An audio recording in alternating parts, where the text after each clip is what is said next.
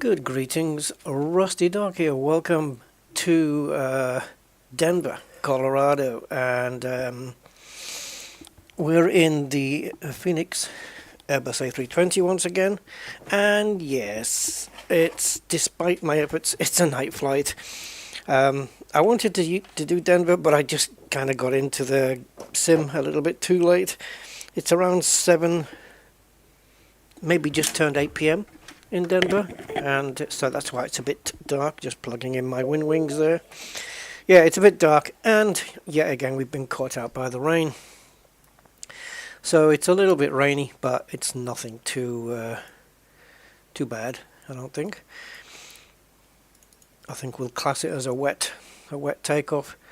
So we've got this third-party Denver airport, and we're going to take a quick look at that. I'm just setting up my wind wings. There we go. Alright, so if we take a look here, you'll see we do have the system that shows us all of the ground frequencies and everything like that. Let's take a look in the airport because it's quite detailed. This is our aircraft for today. I've been on a few American airline, or flown a few Delta, you know, the usual stuff. American Airlines, but I've not done Frontier before, so let's do that. Let's jump into this mode. So look at this. This is our third party. There's no other planes in the sim yet. They will come once I plug in the Beyond ATC. Let's take a look in here, because as I said, it's pretty detailed. We have a little walkway here, and it's very, very optimized. It's by a company, I can't remember the name of it now. It begins with X anyway. XPDR or something? No, I don't know. Anyway, if we jump through here, look at this thing. So despite all of the detail here, it is very, very good for frame rates. Anyway, why is my toolbar handle back? Oh, I know why. Yeah, something happened with this sim. It jumped into safe mode because of an issue I had, and it seems to have disabled everything. Yeah, it looks like it disabled everything. It like what happens in safe mode is it disables all of the third-party software, and even though I've gone back into what I believe to be normal flight sim, because that's what's supposed to happen when you relaunch it, it seems as though it has in fact stayed in safe mode, and it has not re-enabled anything. I managed to get my aircraft back, my Fenix, but it looks like the tool that controls this panel is not functioning either. I'm surprised GSX is there. I'm surprised any of this is here. Is Navigraph functioning? Yep. Alright, so we've got the stupid handle back, which I hate. So we'll have to put up with it for this flight. Right, we're cold and dark. The SimBrief flight plan is ready to generate. I don't have it generated yet, but let's get the plane. Let's get the plane fired up. See this handle just keeps popping up every time you move the mouse. Oh boy. How does anybody put up with that? I could probably turn it off, I don't know, but if I use the tool to turn it off with, I'd have to reboot the sim. Alright. So I've been learning a few things about these the lights on the plane. So I thought that 1 and 2 meant that 1 was the nav light only and 2 was the nav and the logo. Turns out not the case. What it means is that obviously this is off right now, so if you look at the tail, there's no logo light on there at all, and the logo lights appear here. It's these two little dots there. So if you flick it on into the number 1 position, now they're on and they light up the logo. Fair enough. Number 2 two, because your navigation lights are actually quite important. It's not just those lights that have come on, your nav lights. The ones that we just looked at on the back of the plane, they're the logo lights. The other are the nav lights. Let's have a look. And they're actually quite important that they shine. I actually don't know where the other ones are, but it doesn't matter. They are quite important, and position 2 here is just the exact same thing, only it's a backup set in case the first set fell. Cool. Wing lights is basically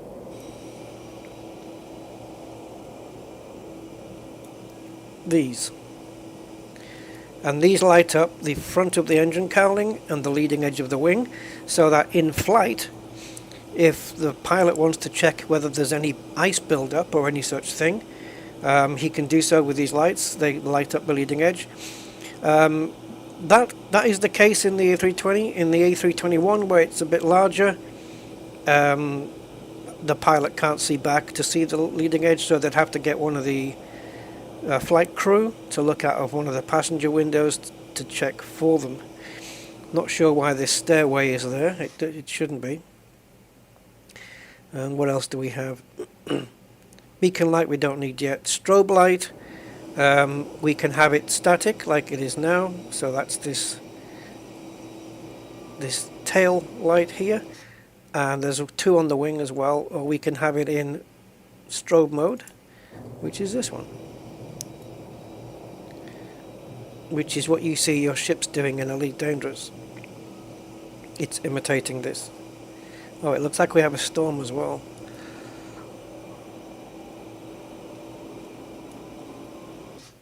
Now these flash quite brightly actually. I prefer static. Now let's take a look at these lights. The taxi light, which is on the front. Let's position the camera first. So you'll notice on the wheel, oh my god, I didn't even move the mouse. Oh wow, this is difficult to line up. Dead center, eh? Every time I get to the center point, it wants to move. See? Alright, so we have this light, which is our taxi light. This is our takeoff and or landing lights, and these are our runway turn-off lights. Now, on the Airbus, there's also lights that come out of the wings for landing lights. I didn't know that, but apparently they are here, and they are modelled, and they do animate. So let's take a look first at the taxi light, which I believe is around 400 watts. And that's the light on the left-hand side as we see it. And then we've got the runway turn-off lights, which are those on the bottom, which light up, I think it's 110, 120 degrees either way. So we can see where we're turning in darker weather or rain or anything like this. Less visibility. And then we have takeoff, which is the other light. And if we turn those off and put on the landing lights, which I can do from a button, we should see a light coming out of here. There it is. And that'll light up now. And those lights are angled downwards just a little, so that when the plane is landing, its nose is up in the air a little bit. That angle that these lights are pitched down at compensates for that, so it lights up the runway even when the nose is pitched up. And I believe this front light here is around 600 watts. So you see it going back up into the wing. All cool stuff. Just stuff we use all the time, and yeah. Anyway, so we've got the wing lights on, we've got the nav light on. Taxi doesn't need to be on yet, neither the landing lights, neither the runway turn off. The strobe is on, and the beacon light only by the time the engine starts. Yeah. Cool. Just information I picked up recently.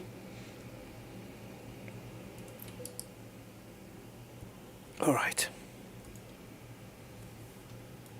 So we're in Denver, Colorado, and we're flying to Albuquerque. I think the flight's going to be just slightly over an hour, nothing more. And, well, for some reason, my WinWings stuff is not working. I've got an MCDU here, but it's not initialized, which it should have done, because the one on the real plane, the one on the sim plane has. Let me try it again. Oops, that sounds like an error. Yeah, it wants me to do an update. Oh, typical, isn't it? I shouldn't have to do one to make it work. Alright, anyway, so on my last flight I was wondering why I was getting such weird charts, and it was because I had the wrong chart thing loaded. We go here, there's an option between MSFS and Navigraph, and I had it set to this. And I even remember setting it as well. Idiot. Sorry, this is all the this is all what you're hearing are the noises for the update. It's just dialogue popping up. Right, let's just install the update and run.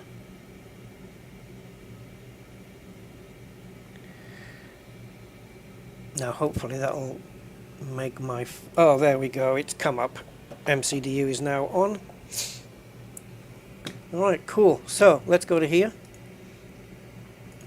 Let's go to there again. I'm just going to generate the SimBrief flight plan. I'm just going to change the takeoff time because it's been sat here for a little while. And generate. I can't bring in beyond ATC until the flight plan is actually generated.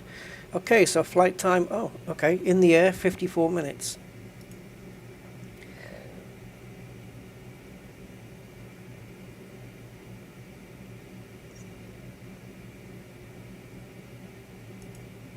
Okay, your aircraft has been changed to kilos, good. That's what I wanted. So we've got 32 minutes to get ourselves off the ground. 140 passengers, 2.1 tons of cargo, 5.3 and a bit tons of fuel. Lovely. We'll come back to the mass and balance in a minute. And the weather here, as you can see, RA for rain. And in Albuquerque, scattered clouds, but it doesn't look like it's... Oh. Maybe, let's see. It doesn't matter. I would prefer it if it was raining, to be honest. Don't mind that. Alright. Right, company message. Let's go do that. We need to get some more lighting on here as well, so let me just brighten this up a little. Oh, I don't know if that's going to work actually. If I use the brightness button, it might just brighten up my actual physical MCDU.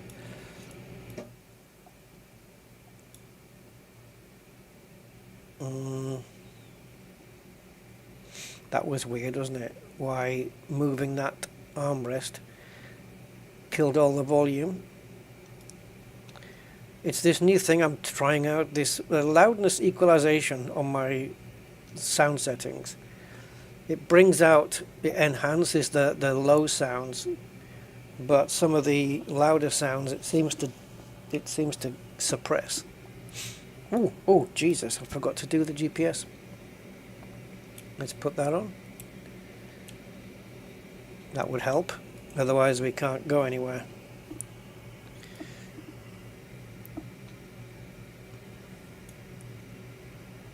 Now, is it me or are things just actually quite dark in here?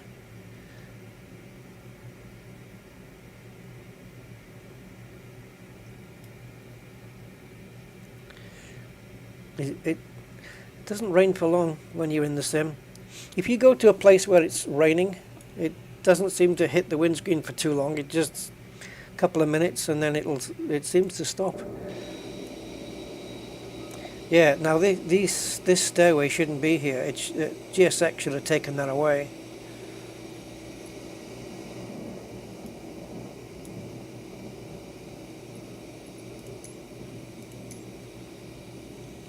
If we operate jetway, there we go.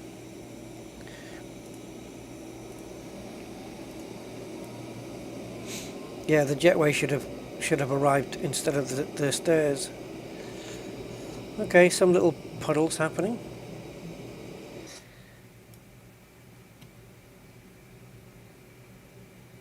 I'm just curious whether it's going to ask me to board everybody or not. Alright, let's have a look at the message.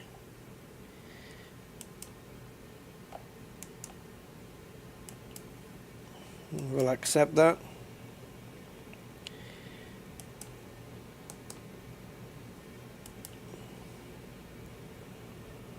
Yes, I know the GPS is downgraded.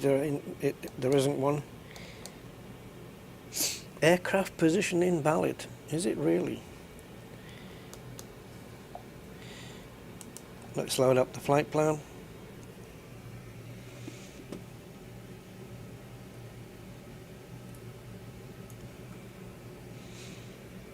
Cost index today is 5.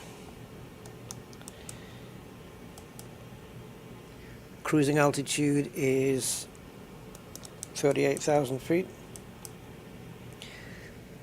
Flight number is FFT. Yeah, FFT. That's the Frontier Airlines code, official code. And the wind is coming in.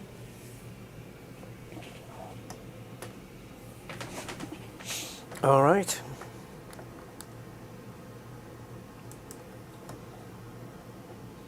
Sweet. Right, let's see if it's asking us to board. It's not actually. Ah.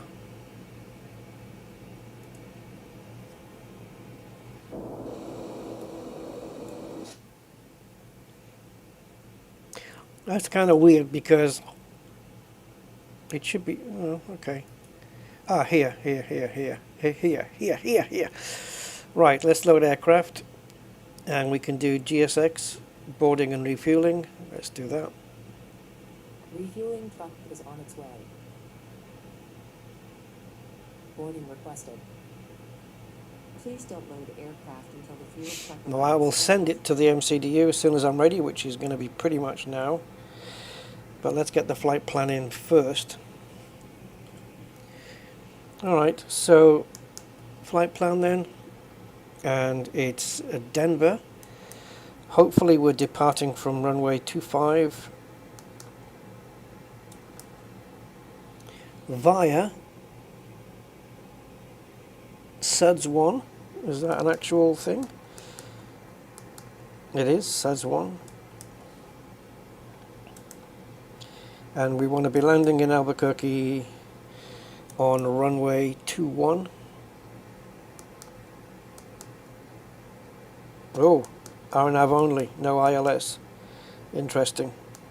Okay, runway 21, RNAV. Via the Sunday 04 star. There we go. And that meet is the transition. Fuel truck is in position. There we go. Please don't load aircraft until the fuel truck arrives. Okay, so we're getting some fuel. So the plane's got its cargo panels opened, even though I think the front people can get in, but the rear, I don't know. The fueling truck is in the way of some of them. Okay. Is he going to walk back and pick the hose up to plonk it into the thing? Or is it just going to appear?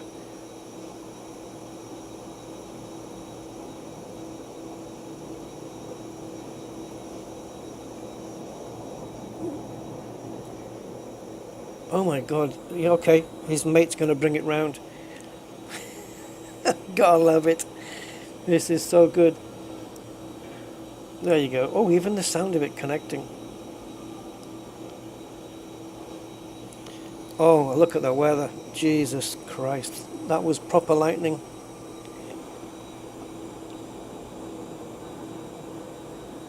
You can see on the aircraft here, maybe I'll have to zoom in here, on the side of the cockpit, it actually does say Colorado, which is where we are in, or where we are at. Yeah. Alright, so he's just doing the fuel, and then I'm guessing the baggage will come after that. You can now use the load aircraft from the Fenix EFB. Alright, let's do that. We've got the flight plan in. Oh, so let's go to the correct screen then. So we want to go here, in it, and here. And this is where we're going to put in all the fuel. I could stick it in manually with information off here, but it's just easier if I click that. Actually, that's probably not a good idea, because yeah, we have to do that again, because the proper fuel weight is not on board, so we need to wait until it is. So I don't know why it's telling me I can do it now. What is this? Phone number.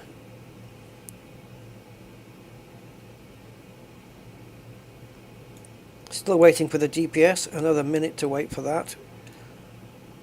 And then the passengers can be loaded up and we can carry on with the MCDU.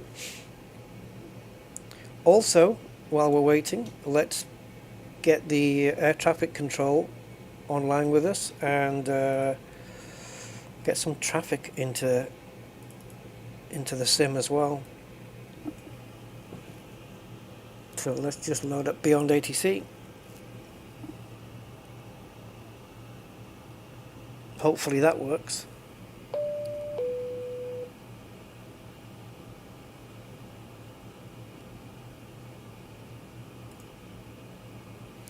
And we also need to initialize the flight, which is something I haven't done yet. Should have done that already, I think. Okay, let's initialize the flight. So we need to go to the menu and then ATSU, AOC menu, and at the top left we have flight in it. Flight number is FFT. Now, because I'm using the correct ICAO code for the airline, it should call my plane, air traffic should recognize me as Frontier. Departing from Denver, which is KDEN. Destination is KABQ for Albuquerque. Alternate airport is KSAF.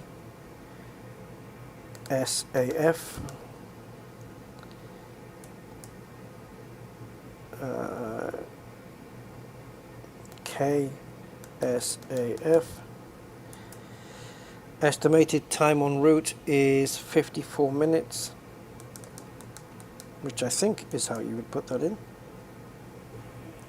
Alright, let's initialize data request.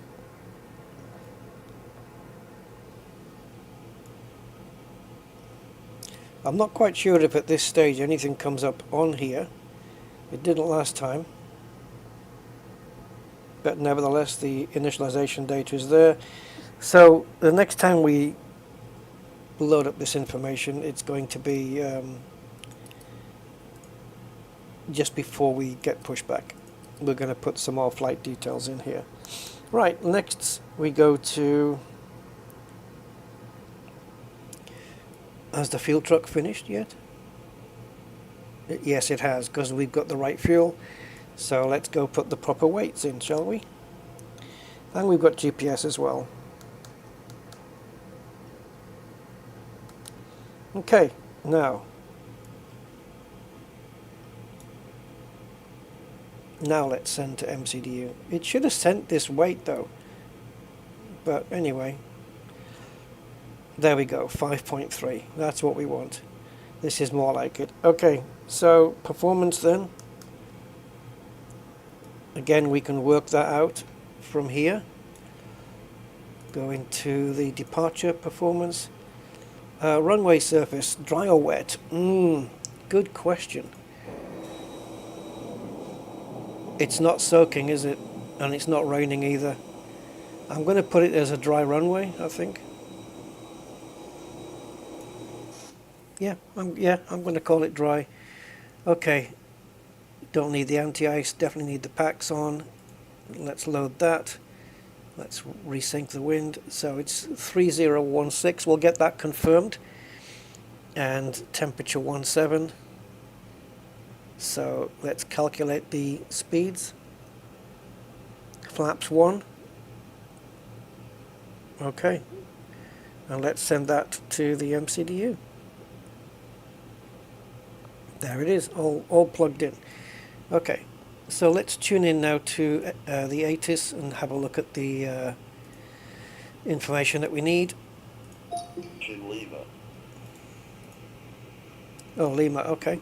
Denver Airport information, Lima. 0223 Zulu. Wind 020 at 5. Visibility minor. Light rain. View clouds at 3000. Ceiling 7500 broken. 11000 broken. Temperature 18. 2.14.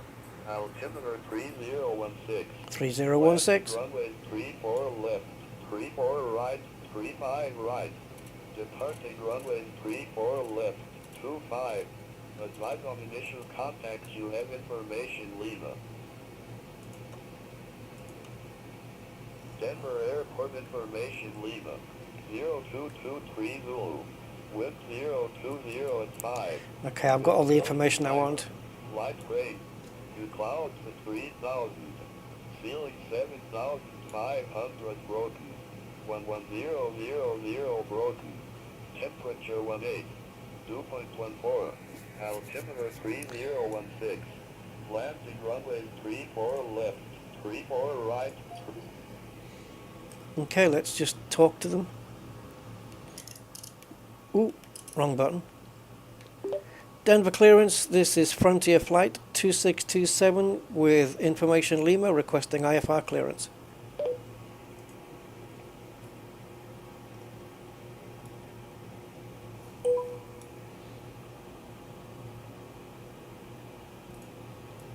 Come on. Frontier Flight 2627. Yep. Denver clearance.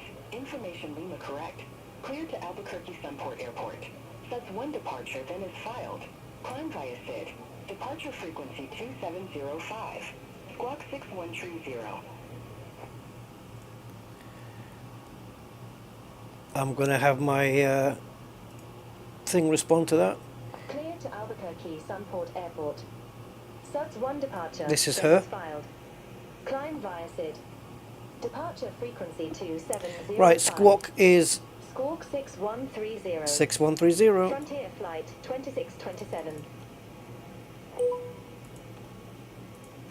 Frontier Flight 2627. Read that correct. Contact ground 121.35 when ready for pushback or engine start.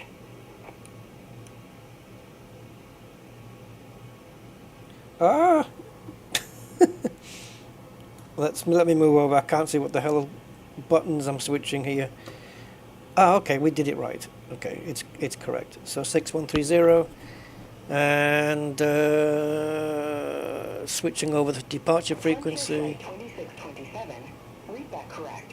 Contact ground 12135. when ready for pushback or engine start. 12135 should come up on here. Oh. Roger, will contact ground on 121.35 when ready for pushback. Frontier Flight 2627. That should switch my frequency over automatically. I'm hoping. There you go.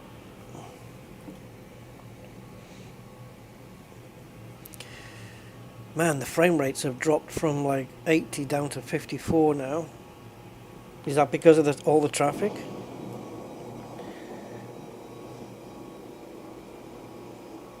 Yeah, I feel quite alone here. They're all United planes. I'm the only Frontier one. I don't even know if Frontier actually do this flight, this particular flight, but it doesn't really matter anyway.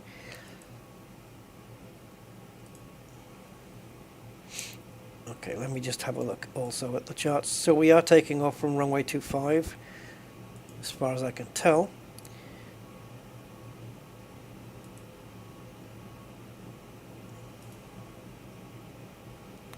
So, where are we? So we're here. And runway 25, oh my god, it's not the other way, is it? Southwest 267, gate November 6th, request pushback. Where the frickin' Jesus is runway 25? Southwest 267, Denver There it is. pushback. Nice. So we have to face left Pushback or west, face west. and then Southwest taxi along here, 267. taxi down. Hotel and golf, I would imagine, unless they're going to bring us this way. But hotel and golf would be easy. And then down straight onto runway 25 and take off that way. Because Albuquerque is southwest, so we're going down this way essentially. Oh, that's easy then, that's cool. Right, we'll pick up all the departure information while we're in flight. I'm not going to bother with it now.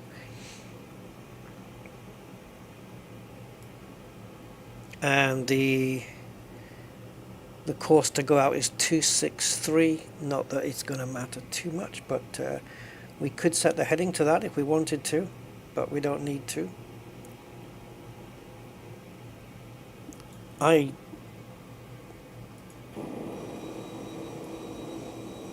Yeah, I was just wondering about those cargo doors and the passengers. I haven't been paying attention to whether they've been getting loaded on. I don't know where we are with the boarding. But Commute Air 4271, gate Bravo 86, request pushback and engine start. I think we can close those cargo doors at least. Commute Air 4271. Looks like the rain is back. Approved. Face west. Yay, aircraft loaded. Pushback and engine start approved. Face west. Commute Air 4271. Oh, I did not click that. I did not click that. Why is that reopened again? I am not touching anything. I don't know why that happened. I can't close them. Is it doing it automatically? What's going on? What about the jetway? This thing needs to go.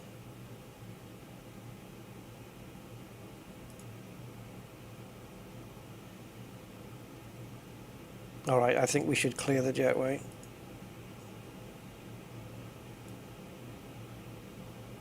I don't even know if that worked. Oh, there we go. 4263, gate Charlie 30, request pushback.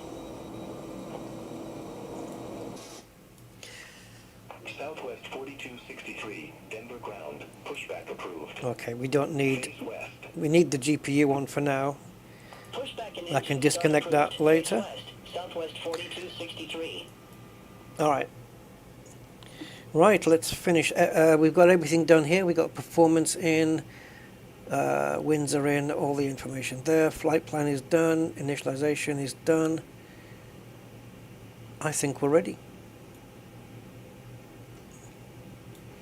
Okay, let's get the wind shear switch on. I'm definitely going to turn off this loudness equalization. It sounds nice and everything, but I don't like the way it suppresses other sounds. It doesn't come right. It doesn't sound right to me that it does that. All right. Commute Air 4271, request taxi. Let's get all the fuel pumps on. Commute Air 4271. Let's get the APU running. Taxi via Bravo Sierra, Foxtrot, Whiskey Alpha. Runway 34, left taxi via Bravo Sierra, Foxtrot, Whiskey Alpha. Commute Air 4271. Movement seems very sensitive when we're outside. UPS 2807 Heavy, request pushback and engine start. UPS 2807 Heavy, Denver ground, pushback approved. Face east. Well, it sounds like flights are moving. Engine start approved. Face east. UPS 2807 Heavy. Just debating whether to keep the runway set to dry. Southwest 4263, ready to taxi to the active. I mean, we can always change it later if we have to. So we're just going to wait here for Southwest 4263. APU available to come up. In the meantime, let's go to the message board. All right, we'll taxi to runway 34 left via Charlie Sierra, Foxtrot, Whiskey Alpha, Southwest 4263. Just going to drop the volume a little bit on the ATC.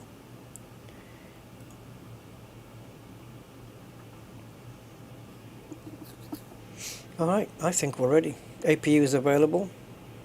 So now that means we can disconnect the ground power. Put the APU bleed on. Get the beacon light on.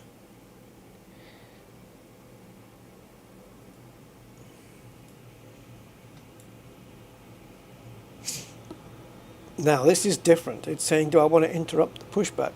Southwest 267, taxi for departure.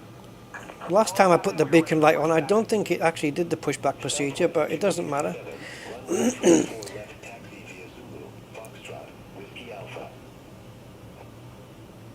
Runway 34 left I've just got to get taxi via Zulu, a word in edgeways now with ATC. Southwest 267. Denver ground, this is Frontier Flight 2627 requesting push and start. I was wondering where that audio was coming from.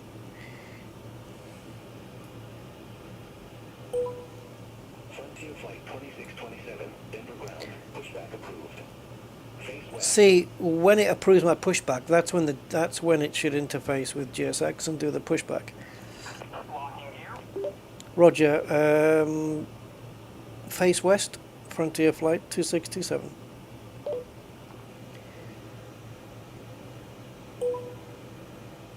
UPS 2807 Heavy, ready to taxi to the active.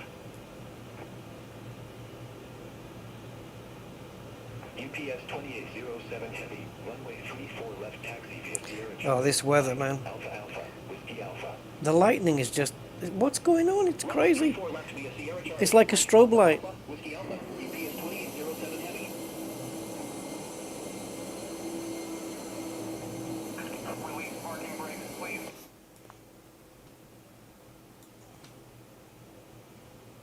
I actually can't see properly, if I'm honest. Commencing push. All engines clear. Start at will.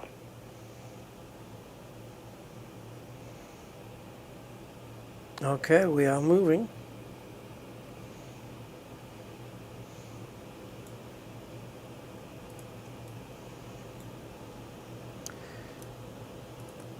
Engine number 2.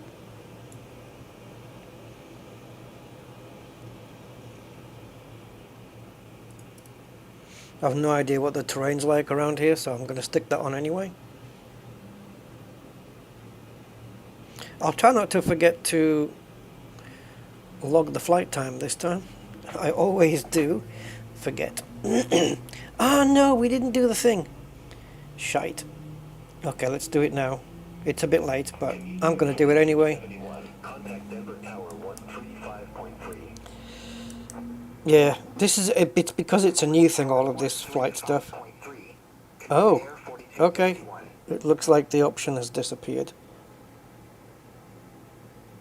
Yeah, as you can see on the left-hand column, the middle one is missing. That's the one we needed. 4292, Gate Bravo 88 taxi via Whiskey Delta, Foxtrot, Golf, Zulu, Charlie November, Kilo, Bravo Sierra. Confirmation for a good engine start. Yeah, that's just because I did it too late. So we can't use this system now. Kilo, Bravo Sierra. Okay. 4292. Again, not a big deal. Southwest 4263. Right, so we are on the taxi line now. Have a good evening. So let's press the right button, and taxi lights on, and runway turn off lights as well. I'm going to put those on. Again, might be a little bit early for that. Usually put them on until we get moving.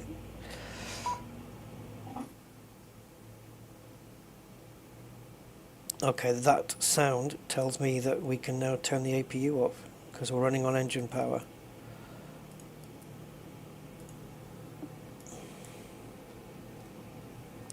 So we have a good engine start. I can see that we do.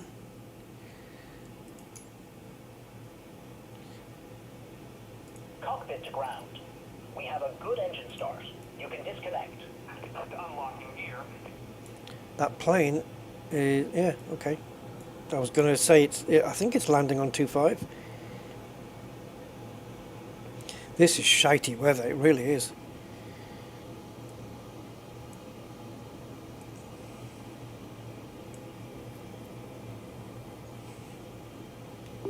Denver ground, this is Frontier Flight 2627 requesting taxi to runway 25.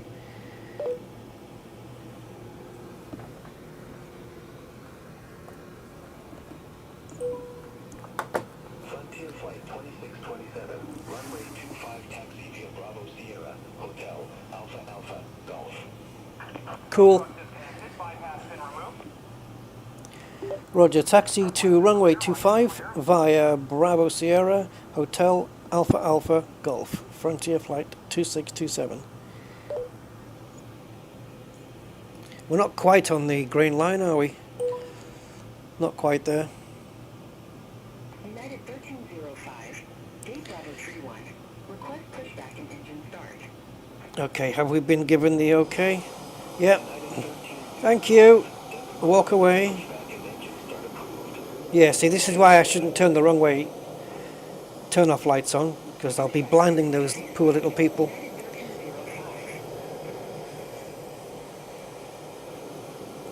Southwest 1167, gate Charlie 7 Echo taxi via Okay, let's get the flaps into the 1 position, November, Kilo. and we'll do all the rest of the stuff when we get to the runway holding point. Golf, Zulu, Charlie November, Kilo, Southwest 1167.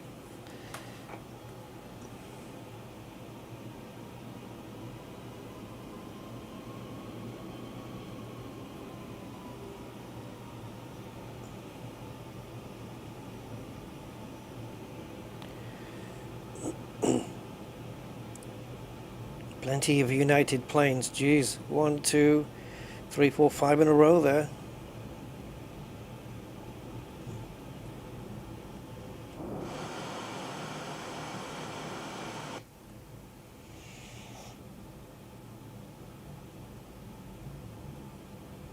Southwest 267, contact Denver Tower 135.3. That's going to confuse me. Southwest 267, and we are Frontier 2627.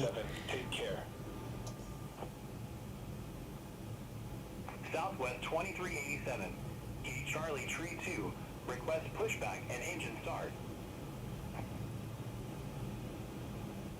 Southwest 2387, Denver ground, pushback and engine start approved. Face west. Pushback and engine start approved. Face west. Southwest 2387.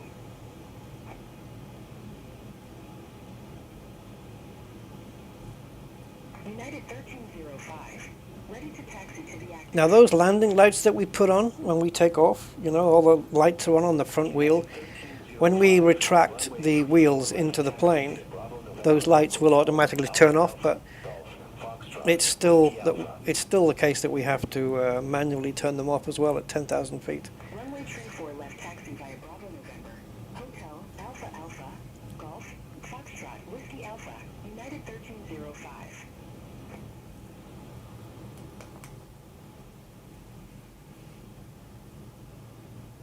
Okay, what's? We have to go to our left and then right again. There's a weird kink here in the, although I'm not seeing it here. It looks like it's exaggerated. I think we're taking this right for sure.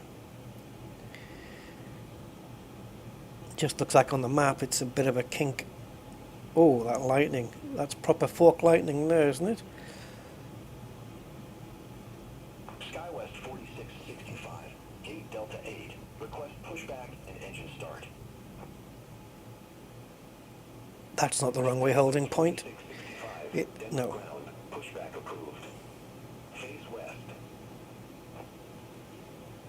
We've got to follow that right-hand line West, SkyWest 4665. just for a little while. Southwest 2387, request taxi. This is weird because we're having now to turn anyway. Runway 34 left taxi via Charlie Sierra. What a strange way to do this, Alpha. but okay. Runway Why 34 not left just via take the Charlie left-hand Sierra, line? Foxtrot, Whiskey Alpha, Southwest 2387. Delta 2421, gate Alpha 52, request pushback. Jesus, this is so weird. Why did he put me on that line? 2421, Denver ground, I'm following a map here. start approved. What a weird way to do it. Okay. As long as we get to runway 25, West, it doesn't matter. 2421.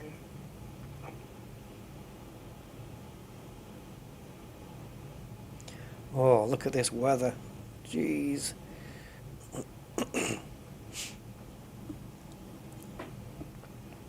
I don't think I've done a takeoff Air transport 33. or a flight in this kind of weather before. Engine start. I've had rain, but not lightning like this. Air transport 3355 heavy, Denver ground, pushback approved. I did get a weather report from Pushback and engine Alexa start approved. Southeast, air transport and about Denver, and it did mention rain. It said it was cloudy, but that was pretty much it. Didn't mention lightning, didn't mention rain.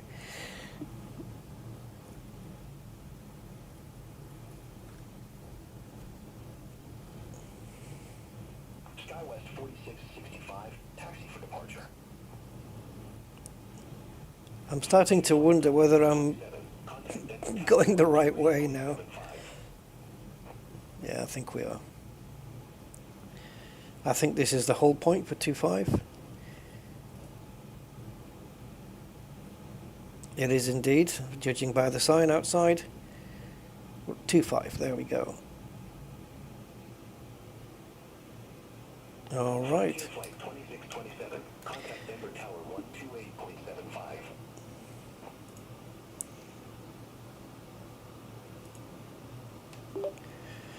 128.75. Denver ground, Roger will contact Denver Tower on 128.75. Frontier flight 2627. Right, so let's get the brakes set to max. Let's get the speed brakes armed. Cabin announcement to let them know that we're getting ready for takeoff. And everybody at your seats. Takeoff config. And we're good. Cabin says that everyone's ready, which means that the crew are sat down as well. Denver Tower, this is Frontier Flight 2627 requesting departure from runway 25.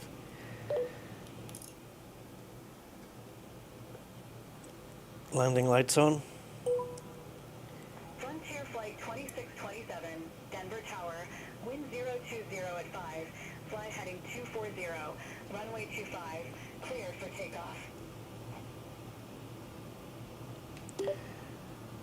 Denver Tower, Roger, cleared for takeoff, runway 25, Frontier Flight 2627. Thank you. Didn't even have to say Denver Tower, really, because they know who they are. Frontier Flight 2627, you're welcome. Okay, so let's get on to the runway.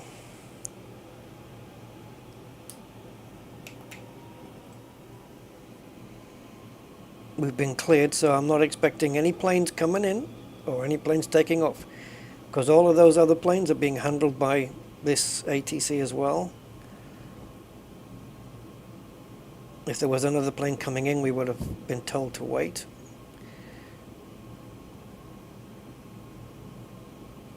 Oh, I can't wait to get above this weather. Jesus, hell.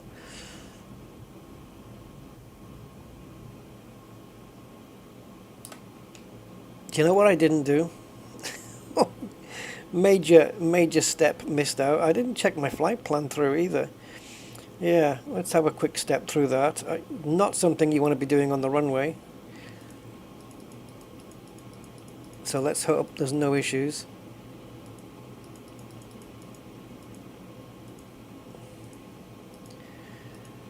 I have no idea what the hell this shit is here.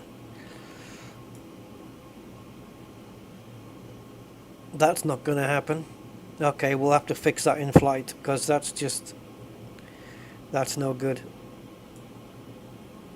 I am changing the mode, don't worry.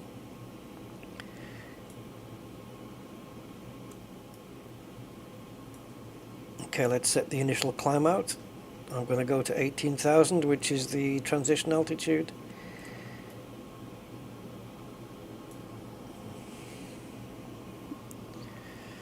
Okay, we're clear.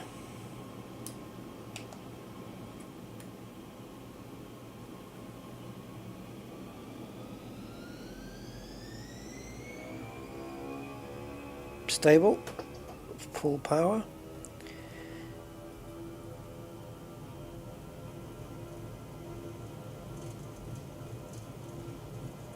Having to compensate a little bit for some wind.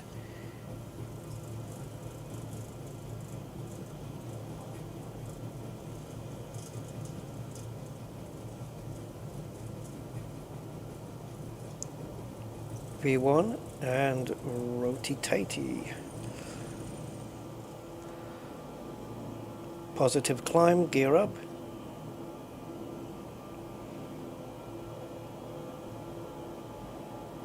And immediately we need to start turning.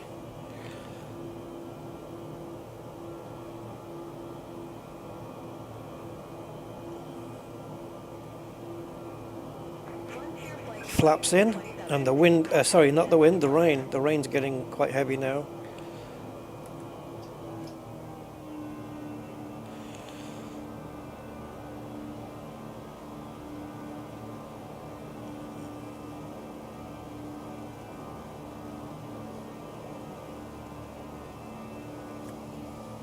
Frontier Flight 2627, contact Denver departure. Contact Denver departure. Frontier Flight 2627. Have a good one. Denver departure. Frontier Flight 2627. Good evening. Climbing via SAS 1, 8,500.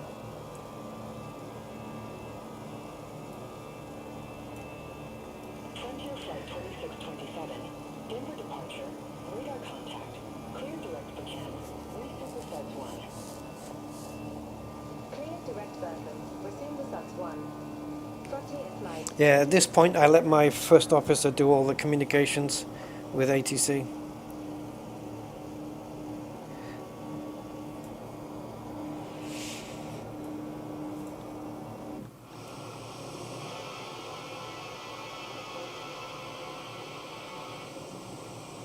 Wow.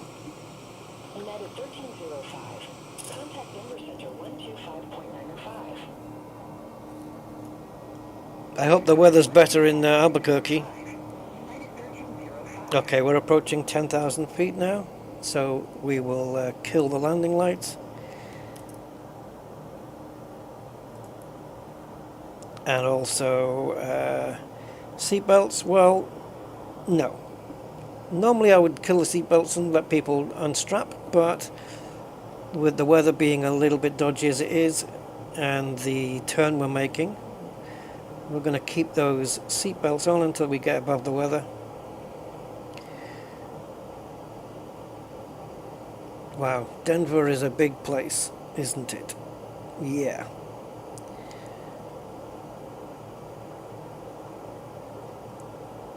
Going into the clouds now. This is just like last time when we got a frickin' night flight. Marty McFly. Perfect name for this. Someone's got to do. Yeah, someone's got to. Actually, the dirty job is the one that comes and does the waste management, right? Yeah. Sorry, I don't know how long your message has been there. I wasn't expecting anybody to chat, to be honest.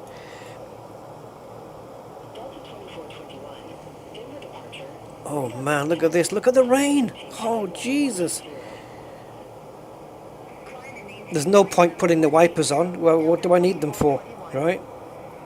It's not like I'm in a car or anything. We'll just leave the wipers off. We have another plane there. Oh God. Is it? It has to be a plane. Yeah, that's why it's got flashing lights on it. How you doing, Marty? Okay? Yeah, I woke up around 2 a.m. for some reason. I don't even know what time I shut my eyes. Man, this plane's all over the place. We have got a direct crosswind here at 16 knots. Nothing major. But again, I am keeping the seatbelts on. Didn't do the chrono, because why do I ever? I don't even know why I believe that I can remember to do the clock. It's not crucial. I know pilots like to time their flights, but yeah. Departure, SkyWest 4665. Good evening, 5,900. Check weight, eh?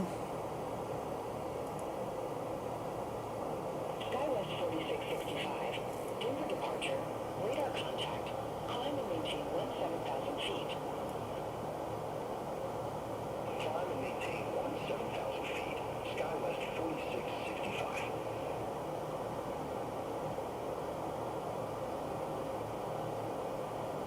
See, this figure will have changed a little bit because we've been burning off some fuel.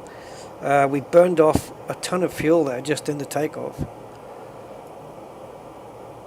Okay, I just hope that doesn't come back up again.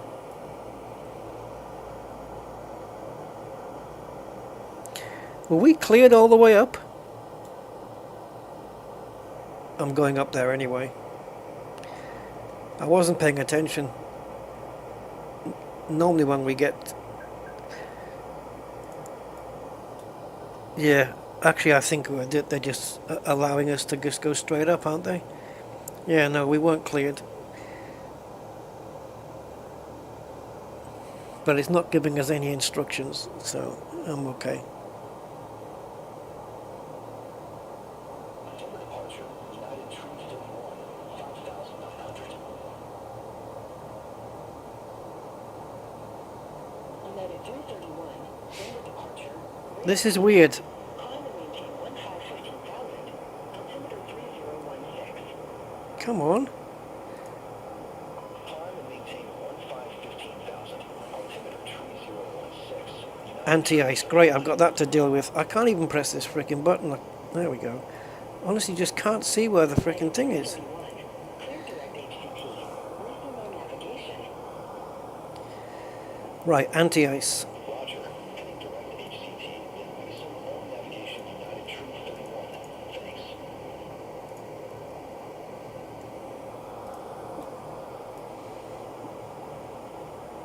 Frontier Flight 2627. Oh, there we go. We are getting noted. Center on 125.95. Frontier Flight 2627. Yay. Denver Center. Frontier Flight 2627. Good evening. Climbing via SUS 1. Flight level 206.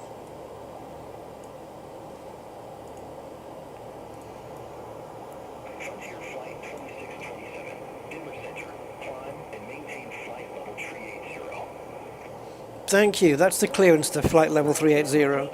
It was a bit delayed, the contact Denver Center message coming in. That was a little bit delayed, but okay. You know, we're flying up now to where we're supposed to go. Mr. T. Hi, Mr. T. Never distract the pilot. No, I don't mind. This is the thing, though, isn't it, right? Because I've heard say from a real pilot that flying this plane in the sim is a little bit more difficult than in real life.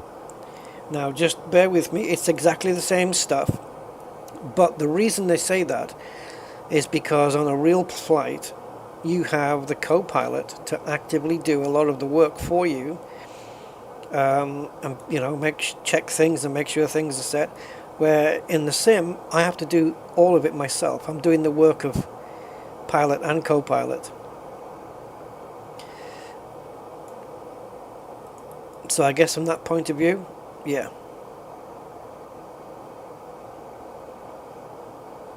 Interesting to note though, but yeah, I suppose that I can see that being the case.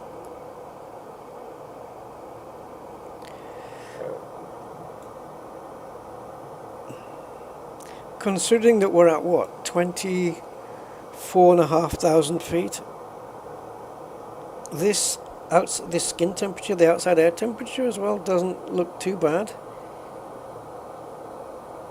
But obviously some ice was detected. This thing, look, it's gone now. If I move the mouse here, look, the handle pops up. It should only, it's not needed. It should only occur if my mouse moves up to the top of the screen, and then this would automatically appear. There's no need for this handle. Quite why Asobo think we needed this, I do not know. My God. Alright, let's have a look outside. I've set the strobe lights to flashing now,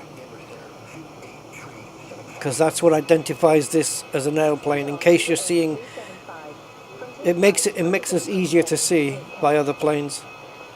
Flashing lights.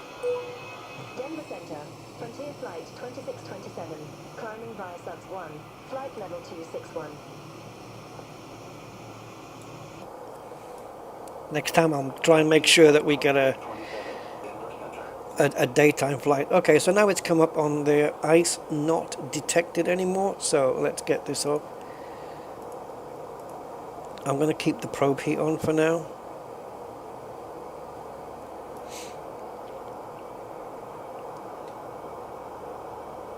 Right, sweet. Now let's get up to 80 here, and there is top of climb, and let's see if we can fix. It might have a problem with me switching to the plan mode here, but I don't really care. Let's have a look and see what on planet Earth is going on here. Oh, it doesn't look so bad here. That's one hell of a final turn though. Alright, let's just zoom in. Yeah, this is no good. This is all fine. So ADAT to... Why they've included this, I do not know. This is just bizarre. Absolutely bizarre. I think ADAT to whatever this is, teen? I don't know. I think that's what we need to do.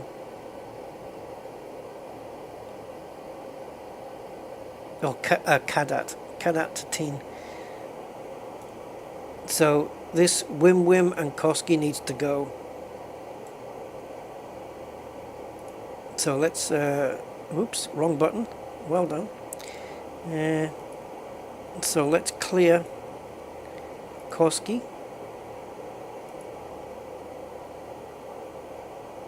And let's clear Wim.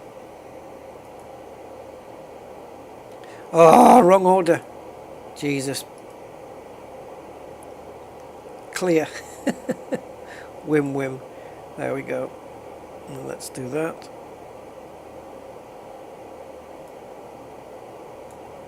And let's clear the discontinuity.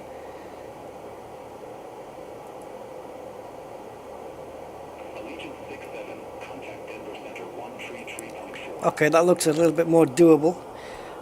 That's a very late turn though, because this is 5 miles. So this radius is 5 miles. So we're going to be turning onto the runway heading at about 2.5 miles away from the runway. That's actually really quite late.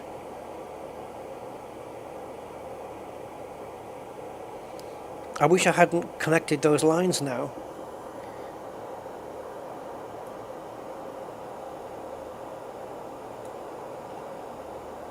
I don't think I particularly like that. I think I preferred to just go to Cadet and just carry on straight and then make a later turn.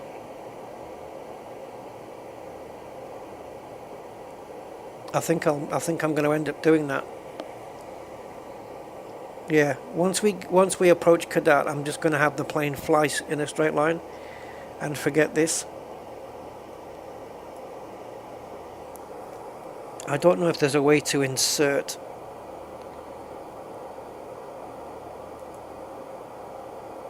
above this. I'm sure there is,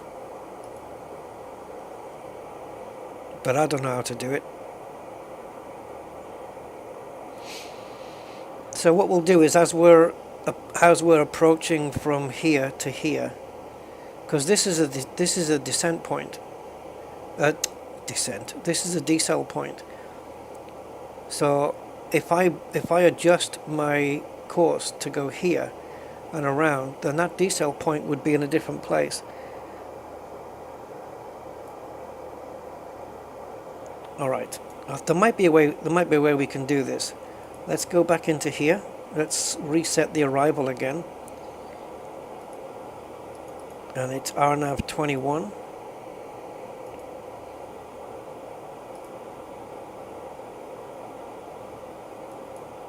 Oh.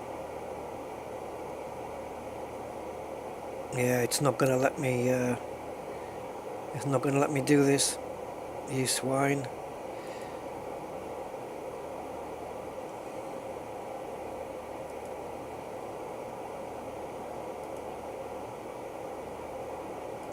I hope what I'm gonna do is gonna work, because if it doesn't. Okay. Let me just refresh my memory. It's Cindy 4 or something like this.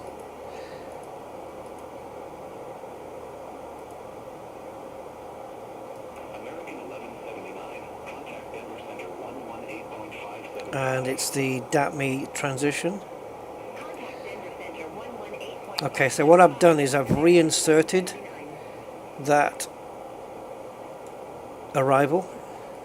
So it should put it back to all that junk again. There you go. So now we've got that break between Cadet and... Why the hell?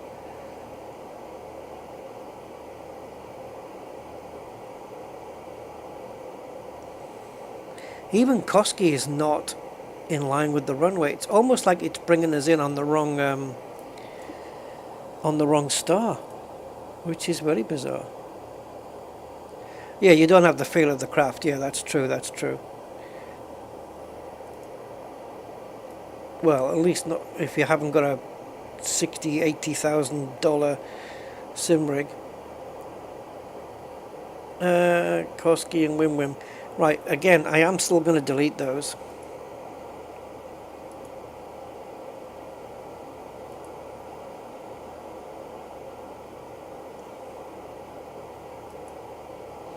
Why do I keep clicking it before I click clear? Okay. Right, so we'll do Cadet, and I'm going to carry on flying, because now there's no connecting line there. That's what the plane will do. I could, in fact, if I knew how to, fix my own waypoint here. If I knew how to do it. It has to be done, let's say on a 5-mile radius, and then you set the direction, the heading. So this will be 90. I don't know which exact heading it would be. Say I can set it at maybe 6 miles. 6 miles at 110 degrees. and then you can just add in a waypoint and then just connect it all up. But I'm just going to have the plane fly out to about here, and then I'll turn it on to the T&R approach. Okay, well, all I can do is just hope that works.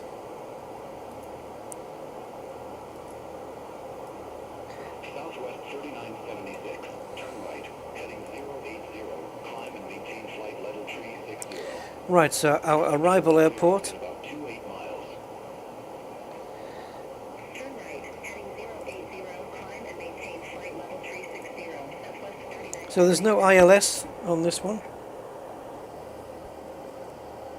Southwest 3976, cleared direct runway. Resume on navigation. Why did you not change to the... Go back, sorry, that was my fault. Approach. Runway 21, it's only RNAV, so no glide slope here. So expect fun and games. Contact Denver Center 133.4, Southwest 172. Okay, so the runway, like a lot of American airports, it's high off the ground, above sea level, 5,316 this one. So final altitude is 66. I'm going to be bringing it down to a number underneath this. I'm going to be bringing it down from 66 to 5,000, which would essentially put the plane through the ground into the bury itself into the ground, but that's fine. As long as we take over at the right time, it won't bury itself. Is that the only one? Decision altitude is 5755.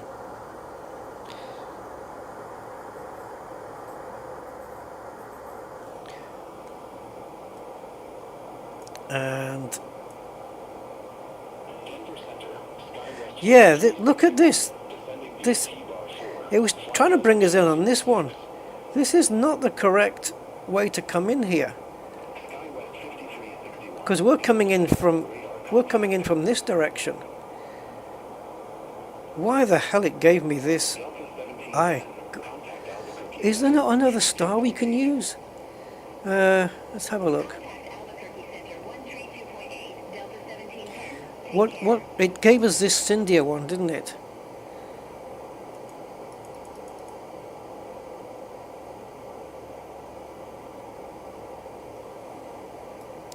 Yeah.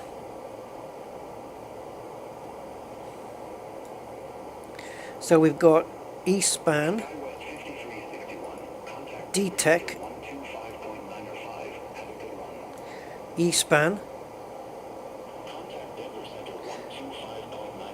There's D-Tech and Cyndia.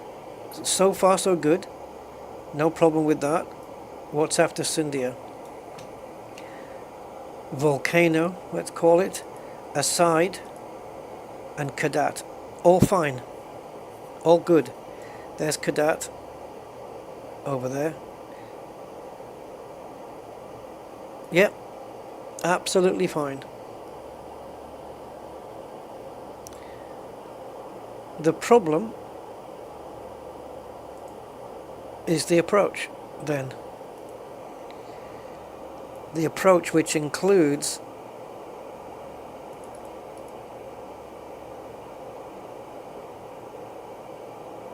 oh, what the hell was I just looking at? Oh, okay, here we go. Yeah, this. It wanted us to start here and then turn round to here and approach this way.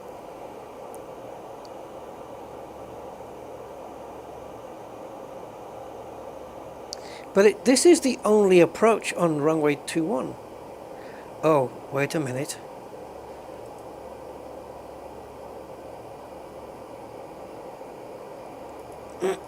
Yeah. There you go. This is what we want. RNAV-Y. Okay. My bad. Enter destination data. Oh, frick. How far have I got?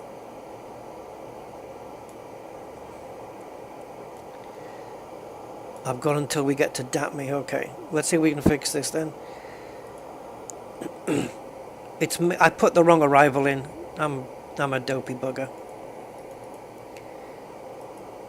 So we want this one, RNAV21Y. That's what you get when you don't look at the charts. And we want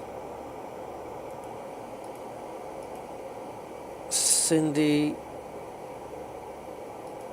with the DATME transition. Contact Denver Center 1985. Take care. Contact Denver Center 1985. Delta 1714. I don't know why it's saying that. Select heading and track first. Oh my god. This is not going very well, is it?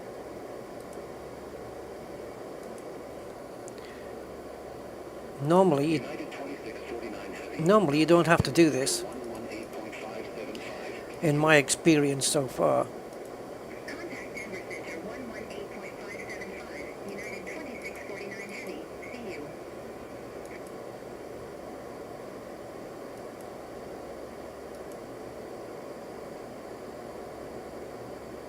Okay, let's forget it. I don't know what that means, and I don't know why it's asking me that.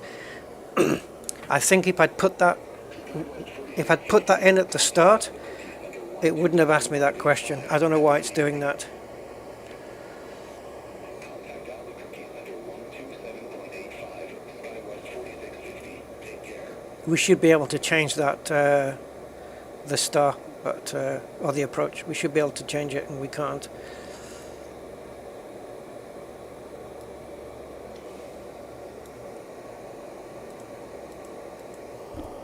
Southwest 3976. Contact Denver Center 1985. Take care. Center on 1985, Southwest 3976. Have a good evening.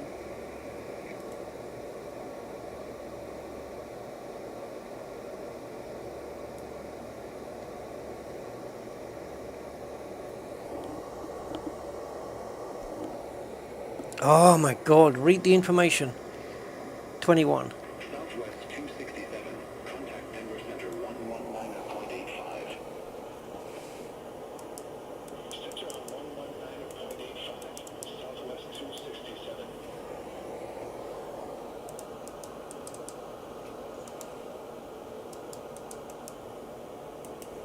I don't know if it was 240 at 6. I think it was, wasn't it? Probably not. It was. And the Barrow is 5755, flaps 3 config. It says final RNAV 21Z. Yeah, but it shouldn't be. So there is an actual a proper arrival. Why does it say put in heading though? Put in heading and track. I don't... What's it asking me for? Where the hell am I supposed to put that?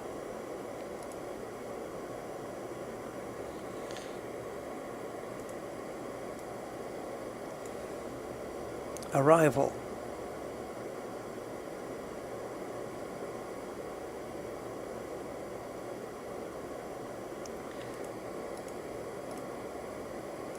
I'm going to have to ask about this because this doesn't make sense. So there's our NavY. Okay, so let's say I have to put in a track or a heading, right? Where do I do this? Answers on a postcard. So there's the start, there's the trans, there's the arrival.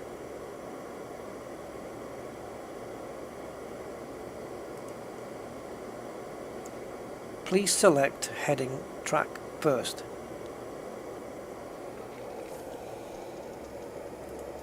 Okay, I'll have to Google it.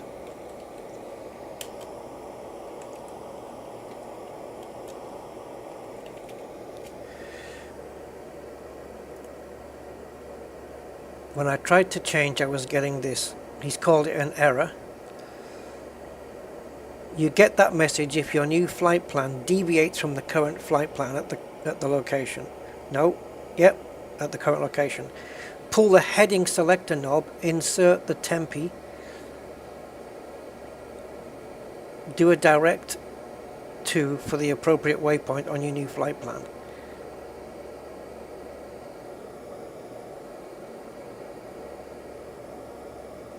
Okay, that's it.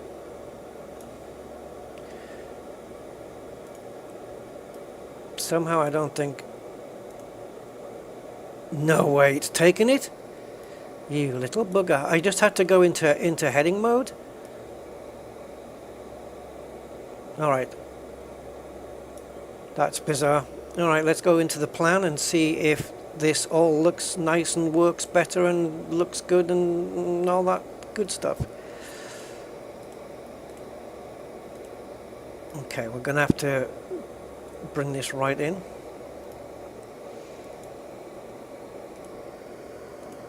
Does it all look better? Ah, that's better, isn't it? That is a lot better. Let's clear the continuity. It looks a bit more doable. Right, to me, that is still a fairly late change onto the runway, but at least it makes sense. It's not putting us down here. That's fair enough. That's fair enough. I'll deal with that. It's a bit wibbly, but it's good. Oh, I do like these challenges. No, he doesn't. So, what's our final descent altitude? 6.6. Let's bring the altitude down to 6.6. I am going to bury this into the ground. Well, not really. But I'm going to... See, the airport is above 5,000 feet, above sea level. I'm going to tell this plane to fly down to 5,000, which, as I said, should bury it in the ground. But the idea being that I will take over the autopilot and fly manually before it does that. Because if I don't, then yeah, we'll crash into the ground. Right, receive messages and...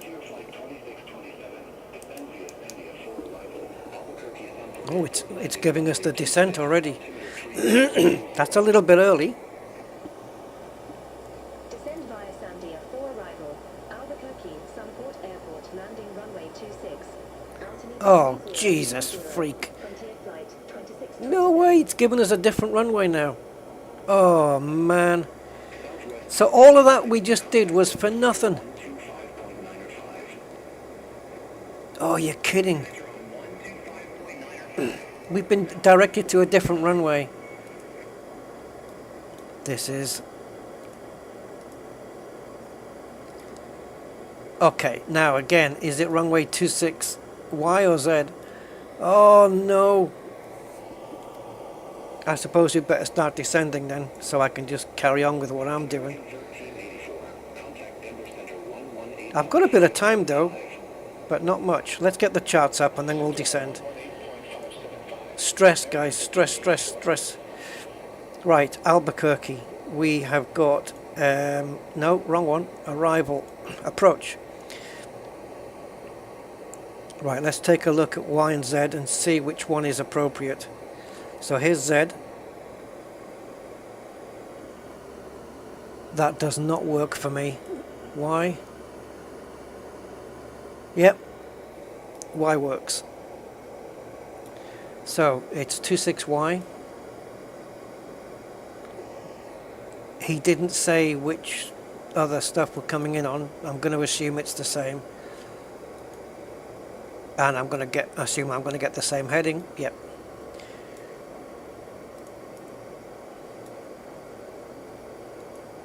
Southwest 2426. Contact Denver Center 119.85. Contact Denver Center 119.85. Southwest 2426. This is very stressful. Why is it a dotted line? Frontier Flight 2627. Contact Albuquerque Center 132.8. Center on 132.8. Frontier Flight 2627.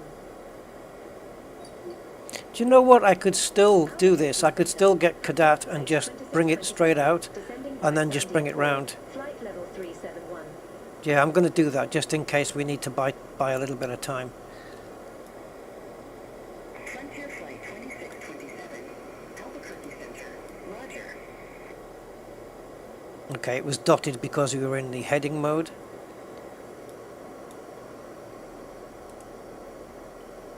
Oh no. That's not right.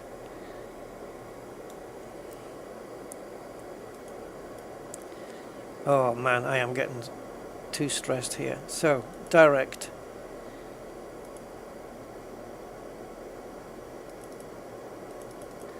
Oh, it doesn't want to go. Thank you. What is the delay? Southwest 1164. Contact Albuquerque Center 126.85. Thank you, it's gone back. Okay. And we are descending and we are getting back. Man. Sorry, I can't read the chat when I'm stressed out like this. Fish finger sandwich. Yeah, I don't even have any of those in the house. Fancy a burger though. Burger sandwich. It's not asking me to add any drag. So I think the plane's going to take care of itself here. Alright, so the only other thing we need to do is a flaps 3 landing. I'm not going to connect those lines up on the flight plan because it's just, there's not really worth bothering about.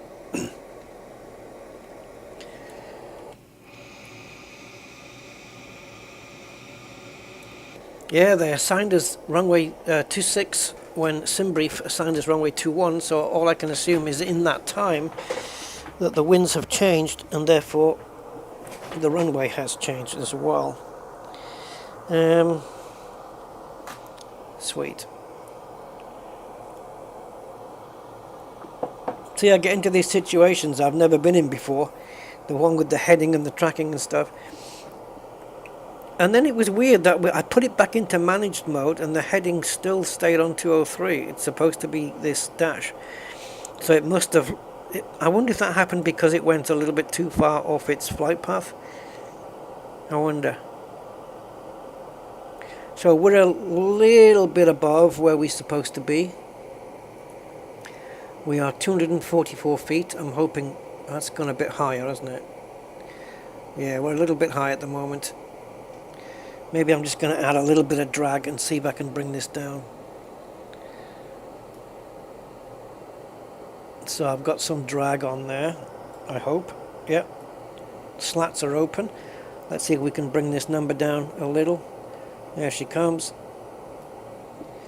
And as soon as we're lined up, we can remove the drag. Oh my god, we are falling. Come on, plane.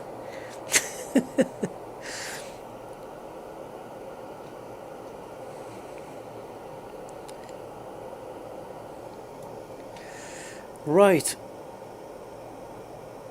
We are descending. This has been a little bit of an adventure. Now, runway 26, that makes the decision altitude different, surely. Yeah, it does. It's 5728. And the final altitude here is 67. Oh boy. So 67. And then we need to put in a new decision altitude here. Go back.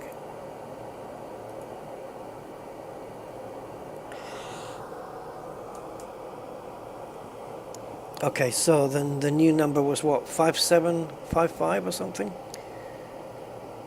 5728.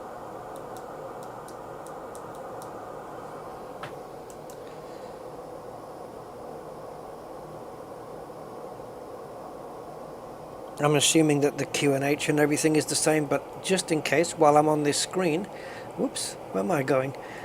As I'm on this screen, I'll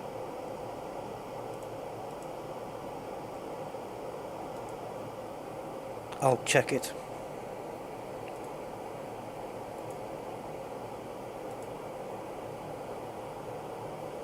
Okay, that's the same, and 21.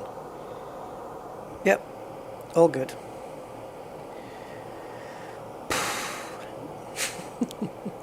These things are sent to test us.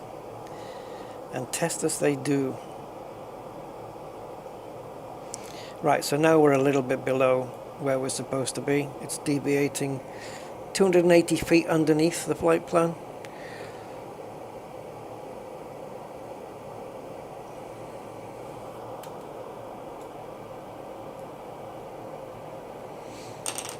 That's a powerful headlight.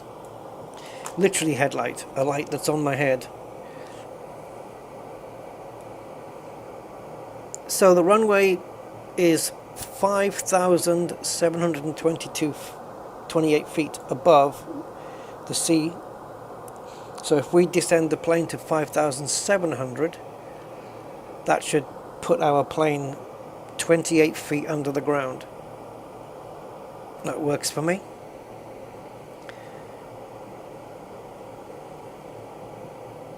So we won't be picking up any glide slope or anything, it's just localizer, and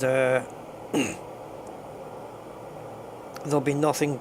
The glide slope will supposed to automatically bring the plane down in onto the ground. As we don't have one, I'm going to do it with altitude and just tell it to go below. I don't know if that's how they do it in reality, or they set it to the exact thing, or they put it 500 feet above so that they can take over. So say 6,200 feet and then take over anyway. The important thing is that you take over. Otherwise it's crunching into the ground. Brake pressure all good. Alberqueque approach. Frontier flight 2627. Flight level 227 with the numbers. With the numbers. Yeah. Playing bingo on here.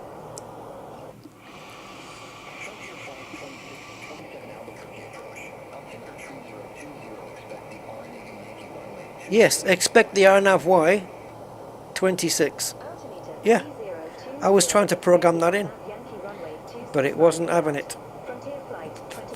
There you go.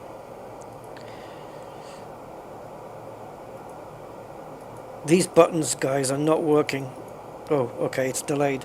If I press it on my... I don't know if it's a problem with my hardware, my MCDU, but if I press it with my hardware, it's instantaneous. But pressing it with the software here... Okay, it's back to being compliant. Right, there's India. It looks like we're all good, and we're pretty much on profile now. This is why we don't need wipers, and we don't need to look. You don't even. How many times have we looked out the window? Also, when we reach 18,000, we're going to have to switch to the air pressure, which is 3020, right? Here.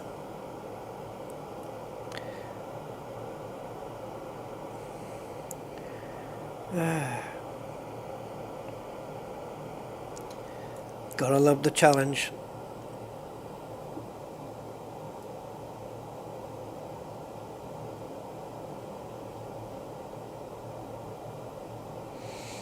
So, do Frontier Airlines make fish finger sandwiches? Because that's a good reason to fly with them. Yeah.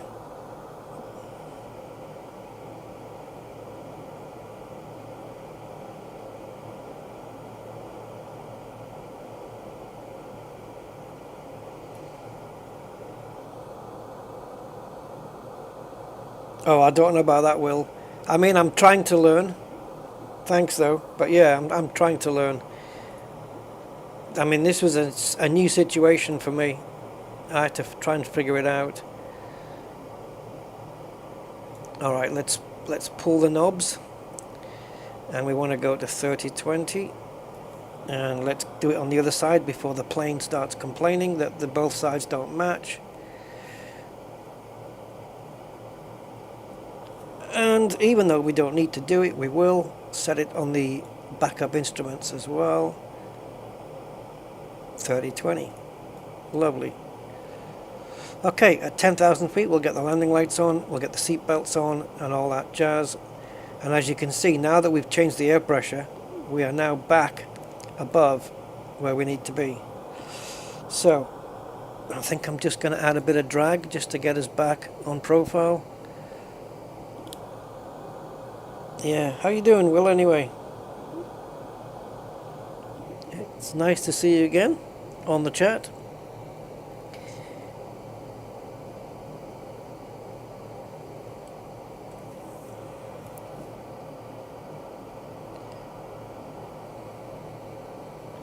Oh, look at this.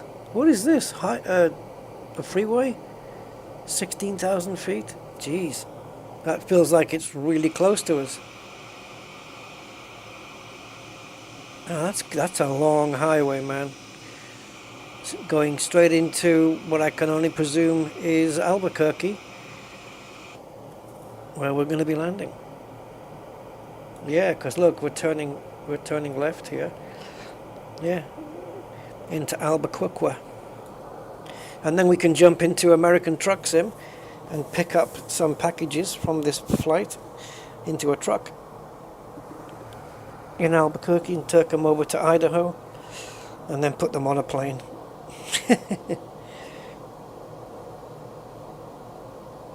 Yeah, I just happened to find the right information straight away on that heading thing. I didn't know it was just a case of pulling out the heading bug thing, or the heading, yeah, well, the heading dial, just making it manual. Because, I mean, whatever the heading's going to say when you unplug this is going to be the current heading, or when you pull the switch out, is the heading that you're currently on anyway. So this is the good bit, isn't it? These final things here. So I'm just going to let the plane fly a bit further out here before we do the turn, rather than make a beeline straight for there. I'm just going to let it fly out and make a natural turn, just to give me a bit more time to set up the plane for the final approach. I think that's a good plan.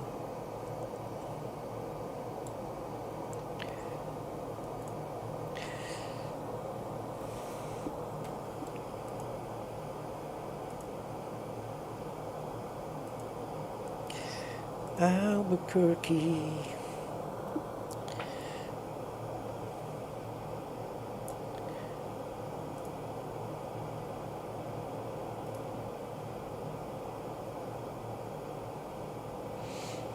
See, there is an option to switch to nighttime, but I don't know if you can do it from here. Ah, there you go.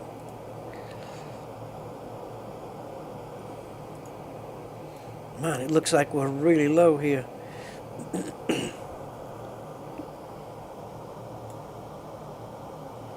I'm not hearing any air traffic. I don't know how busy of an airport Albuquerque is at this time. I hope that's not the runway. Oh, I think it is. Oh, Jesus. How are we going to land on there from here? You better make the turn like right now. There's no way. That's our runway? But surely our runway is like 20 miles away. It can't be that. It can't be that one. Please tell me it's not that.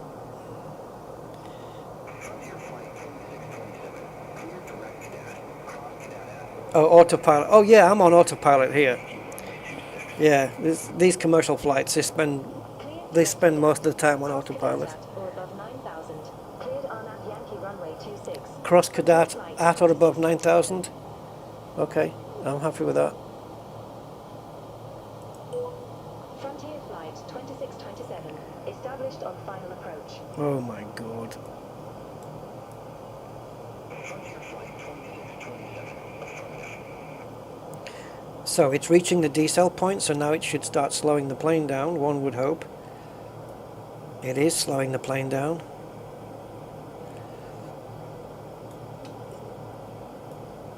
Okay. Stand by for this is where the fun starts, guys. If it's gonna go wrong anywhere, it's right here. Stay tuned. We need to get below 230 knots before I can start using the flaps, so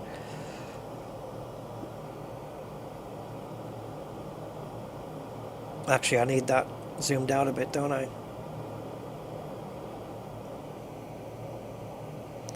Look at the runways. Okay, so we're not doing this side runway here, we're doing that one, so we have to literally go all the way around. Okay, so that was the airport then, that makes sense now. Okay, flaps 1 engaged. Okay, now we're just going to fly in a straight line. I'll make it until we get it kind of in line with this, and then we'll just tell the plane to make the turn. See, it switched to heading mode now, see? Because it's no longer following the flight plan, there's nothing to follow. So it's just turned on to heading mode, which is absolutely fine by me.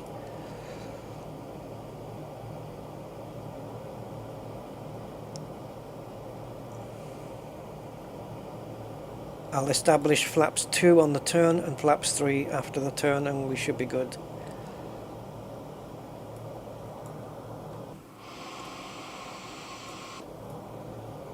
No ILS landing on this one. Let's get the landing system on.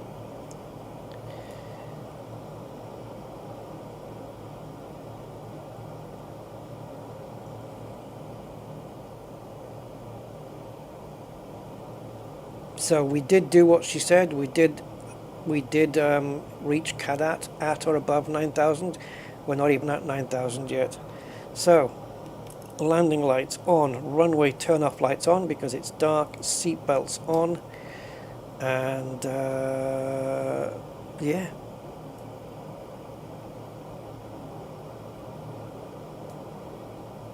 Auto brakes set to low, and I don't think we're going to need it anymore, so we can arm the speed brake. Ahead.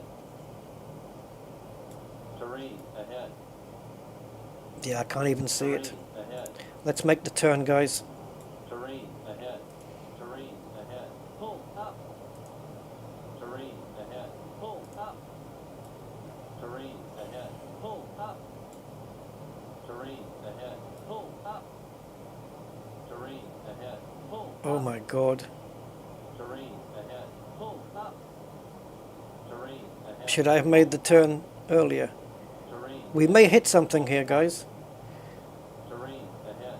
Pull up. I'm hoping once we make this turn, it should shut up. Terrain ahead. Pull up. Terrain ahead. Pull up. Too low. Gear. Oh, Jesus. Okay. Low. Terrain. Okay, that was my fault then. I should have not left it too. What I hate now is all the beeps and all the sounds, and because I can't talk with all that going on.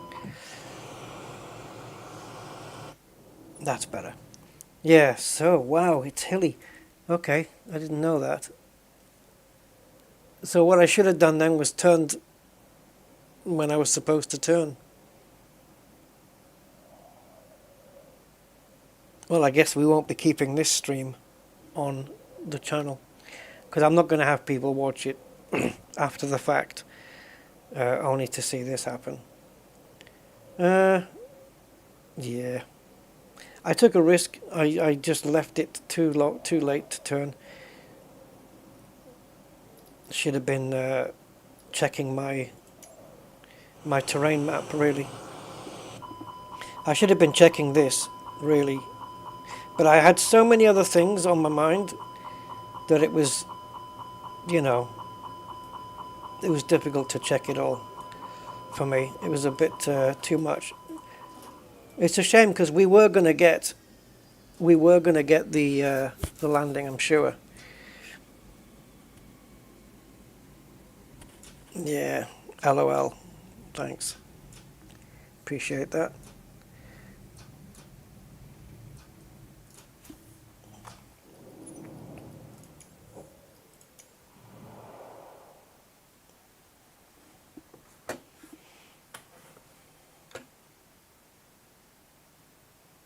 So if I turned kind of the moment we left Kadat, if I turned at that point, yeah, we would have been okay. Oh, it's a tricky landing coming into Albuquerque, eh? Interesting to note.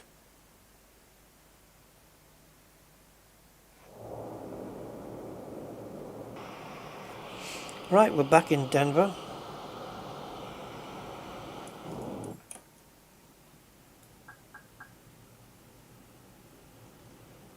Now I've got two choices. I can do everything here, take Beyond ATC offline, so there's no other aircraft in the universe, and then program everything from here.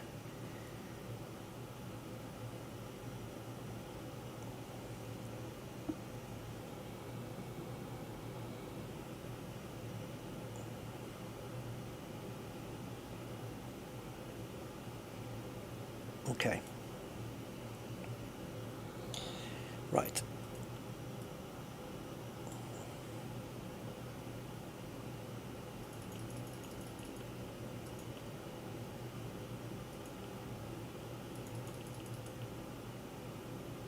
It's not the screen I want brightened up, it's the actual display itself.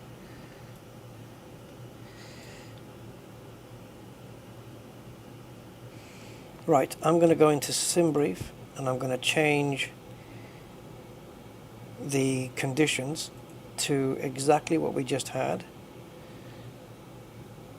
Arrival runway 26, takeoff runway 25.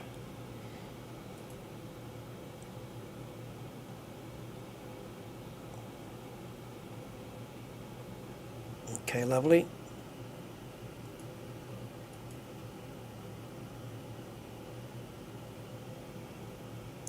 Cost index is 9.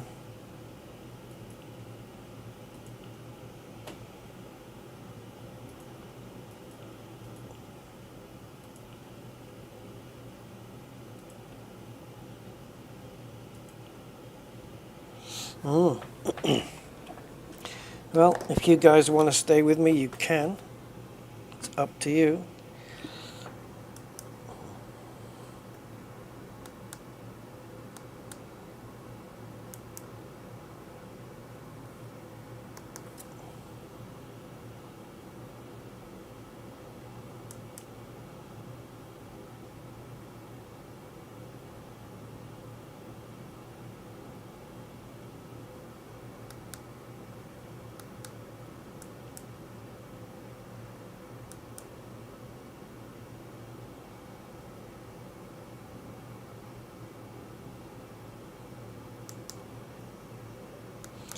Yeah, okay, this isn't working.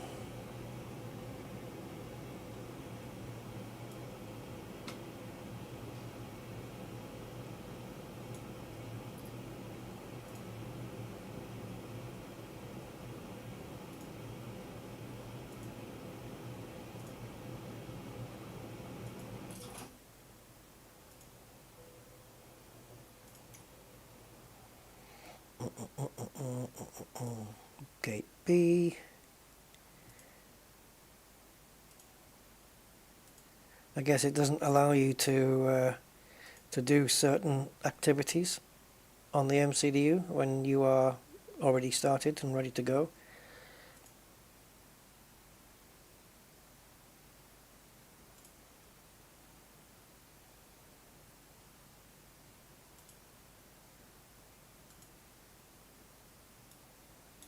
Okay.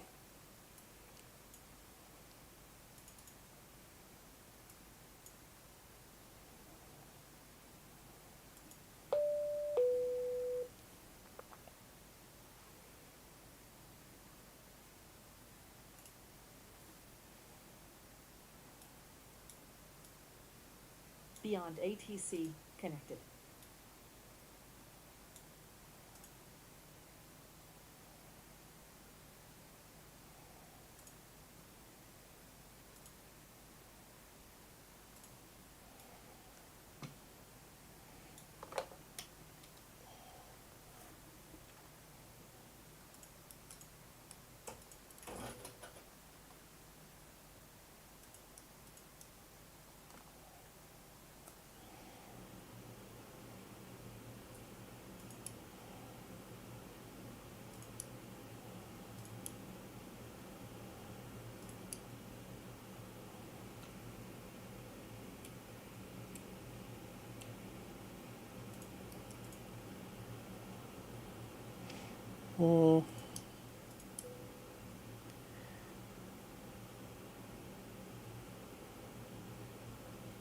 Okay.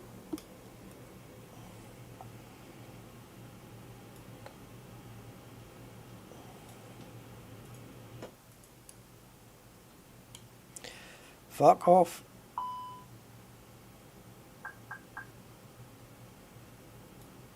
All right. Now these, for some reason, are a little bit dimmer than what I'm normally used to.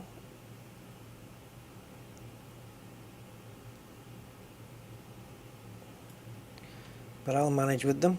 Right, what else? Right, now let's do this properly. Do the flight in it now.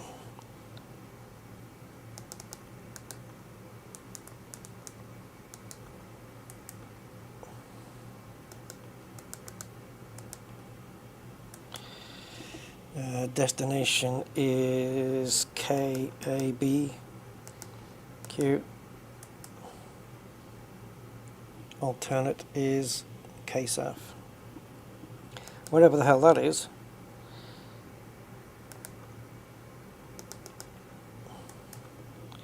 Estimated flight time is now 57.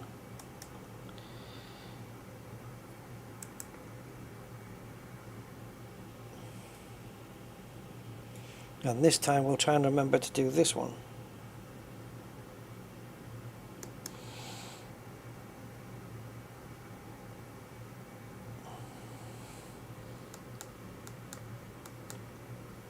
Okay, let's request the thing.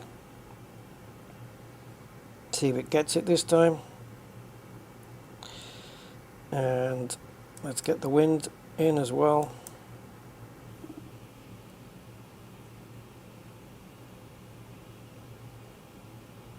All right. Yeah, it's very, very rare occasions, isn't it, where you get terrain so close to the airport like that. They normally don't build airports like that. There's a few airports around the world, but kind of wasn't really expecting it. But if it was daytime, obviously I would see that and avoid it. And I think we just left the turn a little bit too late.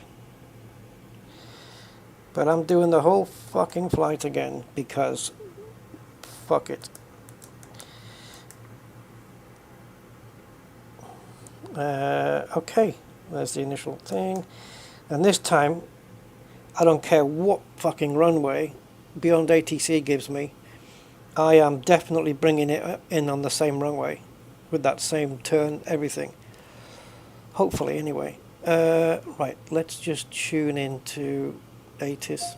2.13, altimeter 3017, landing runway 34 left, 34 right, 35 right, 26, departing runway 34 left, 25, advise on initial contact, you have information Sierra. Denver Airport information Sierra, 03510, wind 32. Denver clearance, this is Frontier Flight 267 with information Sierra requesting IFR clearance.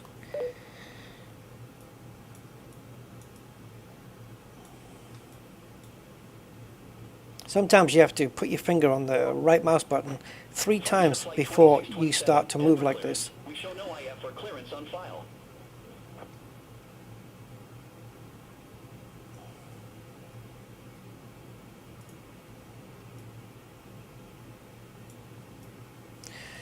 What are you talking about?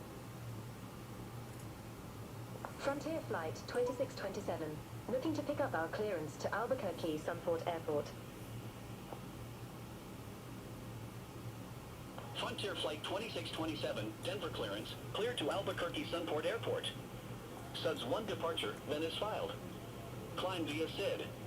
Departure frequency 127.05. Squawk 1535. Clear to Albuquerque Sunport Airport. SUDS 1 departure, then as filed. Climb via SID. Departure frequency 127.05. Squawk 1535. Frontier Flight 2627. Every time I do this, like I've noticed that now the frames were at 50 on the last flight. Now they're at 40. So if we do this flight again, it'll be down to 30. Is that right? Is that how it works? Ground 121.35 when ready. Frontier Flight 2627.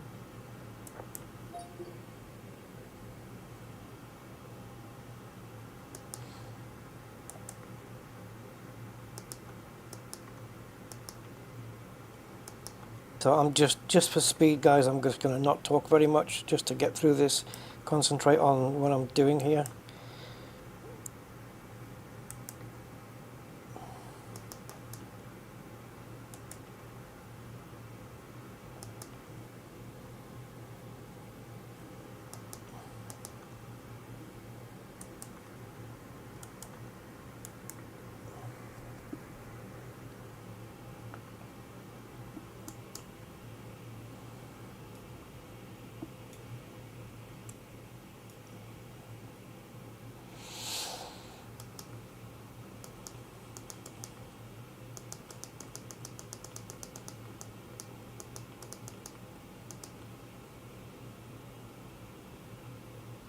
It's filled in the line for me this time.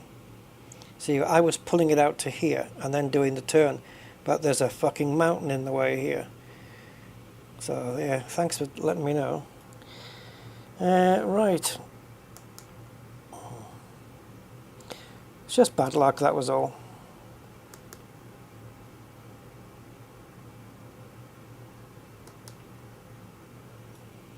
Right, full fuel. Kinda, yeah. Let's have a look. Yep.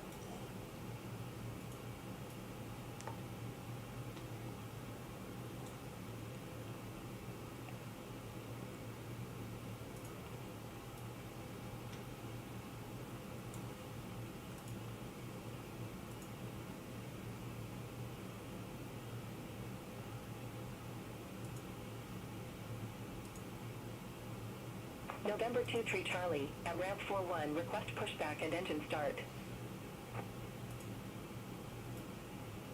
November 23 Charlie, Denver ground, pushback approved. Face east. Pushback approved, face east, November 23 Charlie.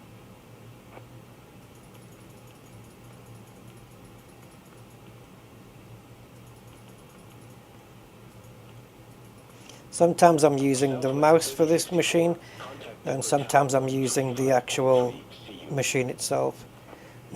Just depends how I feel. 5.4. So 6.7 is the final, 5.4 is the runway. Okay.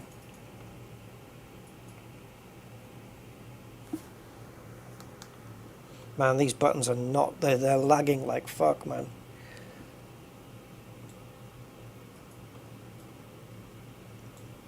Ever since I did the Wings update.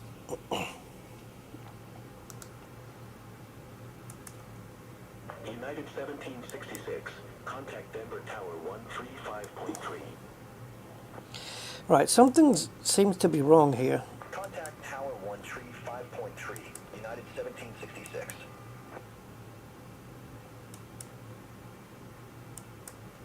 There's a fucking option missing. Is there? Or am I dreaming?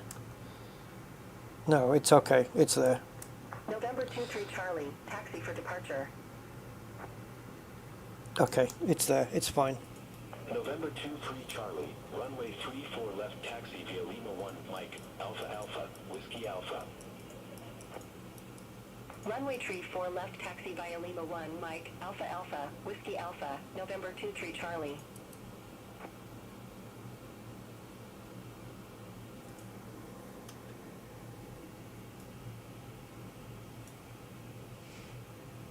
Okay, we'll get the plane fired up.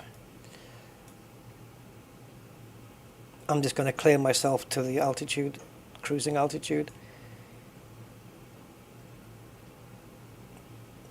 All the way up. APU's coming on. Then we can push back.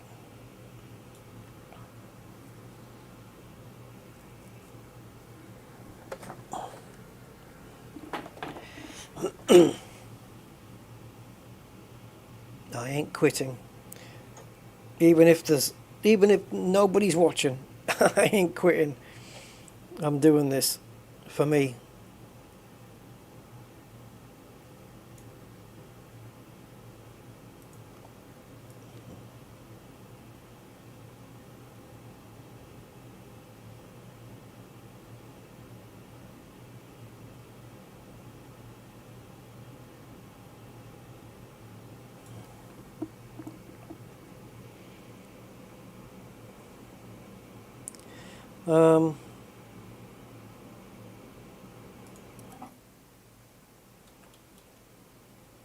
I don't think we're going to need the thing either.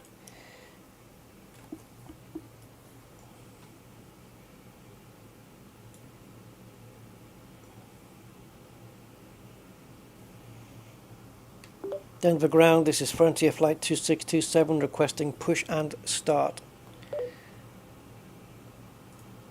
Hello, Captain. We are ready for pushback. Frontier Flight 2627, Denver ground, pushback approved. Face west. Pushback and engine start approved. Face west. Frontier Flight 2627. That was my message to answer. Departure checks completed. Bypass pin inserted.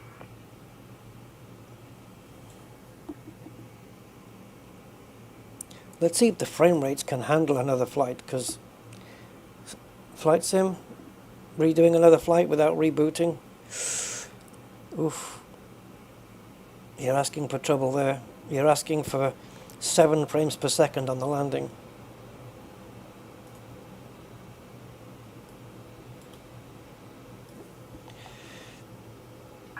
Locking gear.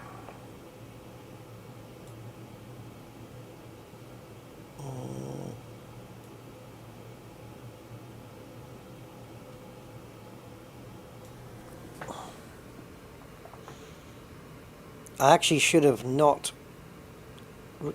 Thing is, I didn't request a pushback. That's the thing.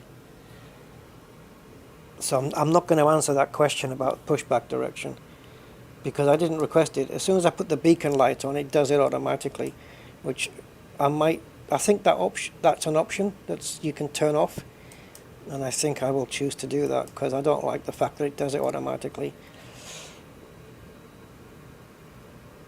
Right, let's get pre-departure clearance. ATIS was Sierra, wasn't it, last time? Let's just hope it's still that. And KDEN.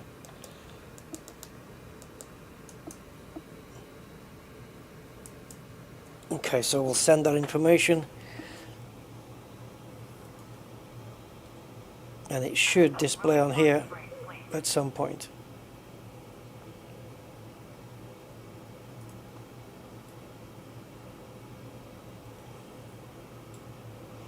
You're supposed to do this before you push back, but who really cares now? I don't. Southwest 2106 at gate Charlie 50. Request pushback and engine start. Southwest 2106, Denver ground, pushback and engine start approved. Face west. It says already cleared. RCD rejected, already cleared. So that means we should have a message on here then, right? Southwest 2106 aircraft be advised information Tango now current. Altimeter 3019er.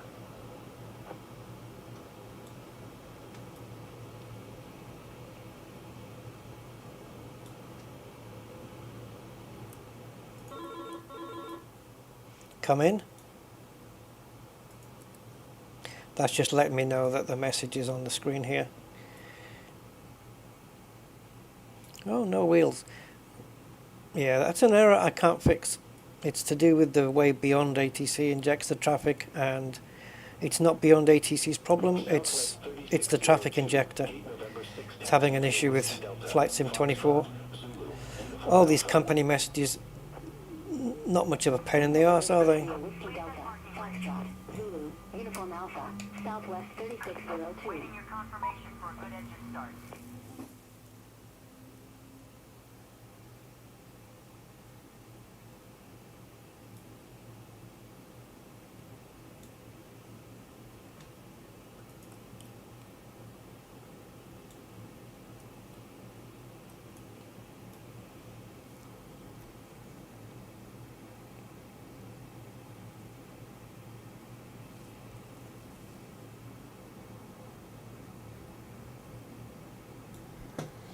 Come on, out the way. Southwest 761 at Gate Charlie 41. Request pushback and engine start. November 23 Charlie. Contact Denver Tower 135.3. Contact Tower 135.3, November 23 Charlie. Southwest 761, Denver ground. Pushback approved. Face west.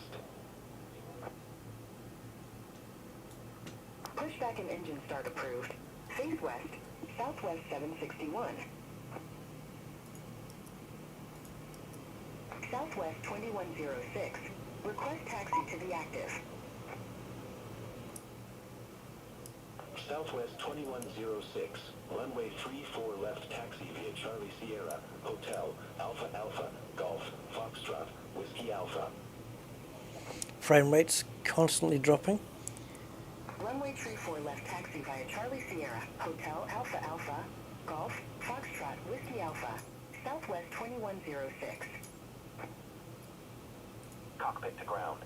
We have a good engine start. Southwest 5689, Gate Bravo 49er taxi via Whiskey Delta, Foxtrot, Whiskey Bravo, Bravo November. Gate Bravo 49er via Whiskey Delta, Foxtrot, Whiskey Bravo, Bravo November, SkyWest 5689. Denver ground, this is Frontier Flight 2627 requesting taxi to runway 25. United 2408 Heavy at Gate Bravo Tree 2. Request pushback and engine start. Frontier Flight 2627, runway 25 taxi via Bravo Sierra, Hotel, Alpha Alpha, Golf. Roger, taxi to runway 25 via Bravo Sierra, Hotel, Alpha Alpha, Golf. Frontier Flight 2627. Left is clear, right is clear. United 2408 Heavy, Denver ground, hold position for traffic. I'll call you back. Hold position for traffic. United 2408 Heavy. Southwest 761, ready to taxi to the active. Southwest 761, runway 34 left taxi via Charlie November, Charlie Sierra, Hotel, Alpha Alpha, Golf, Foxtrot, Whiskey Alpha.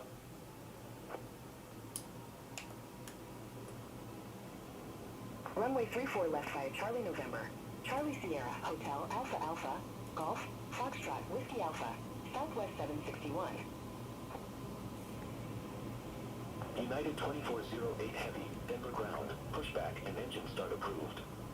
Face west. Pushback approved. Face west. United 20. I'm going to try and answer that company message while I'm taxiing. It's just the pre-departure clearance. Okay, that's done.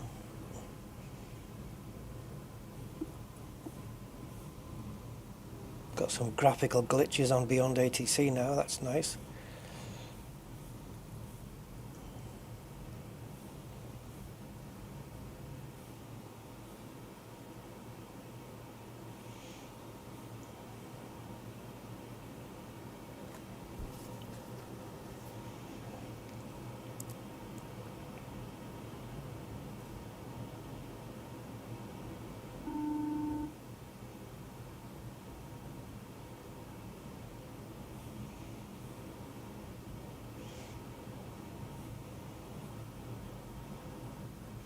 Oh, here we go again.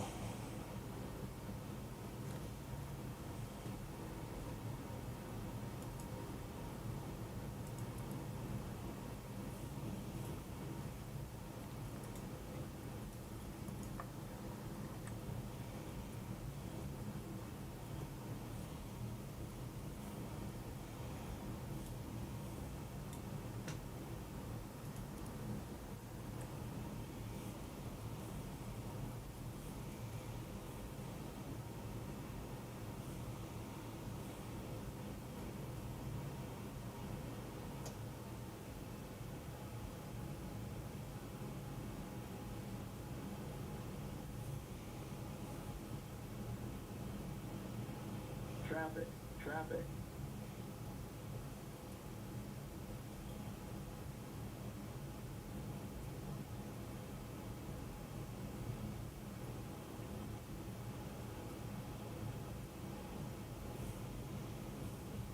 This is not the correct taxiway.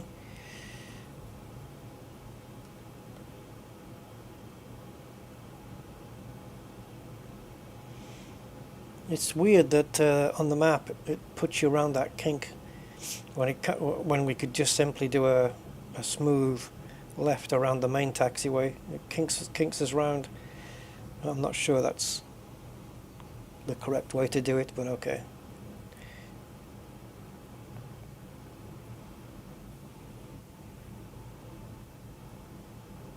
United 2408 Heavy, taxi for departure.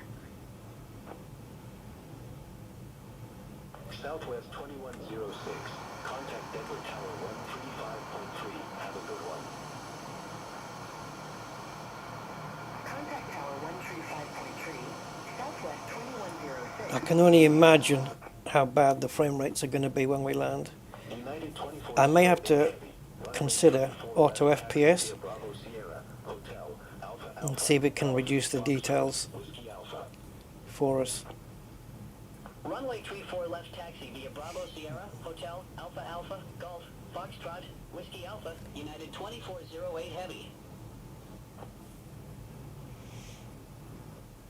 Frontier Flight 2627, contact Denver Tower 128.75.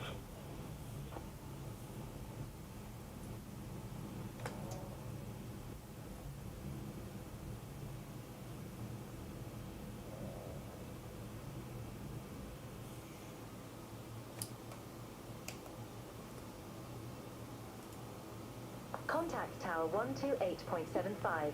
Frontier Flight 2627.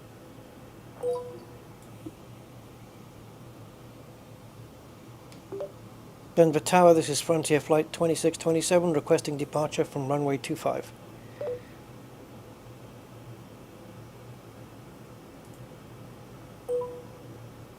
Frontier Flight 2627, Denver Tower. Wind 250 at 6. Fly heading 240, runway 25, cleared for takeoff. Roger, cleared for takeoff, runway 25, Frontier Flight 2627.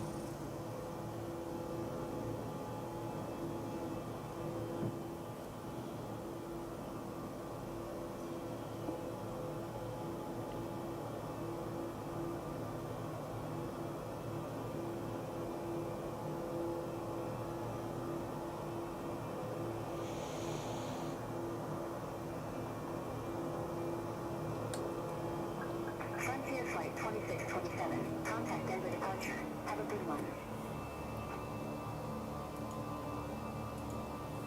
Contact Denver departure. Frontier flight 2627. Denver departure. Frontier flight 2627. Climbing via SUDS 1, 7,400. Frontier Flight 2627, Denver departure, radar contact. Clear direct for cam. Resume the SUDS 1. Clear direct Berkham. Resume the SUDS 1. Frontier flight 2627. Okay. Denver departure, Southwest 761, good evening. Climbing via course 6, 6,600 feet. Southwest 761, Denver departure, radar contact. Clear direct phone. Resume the course 6.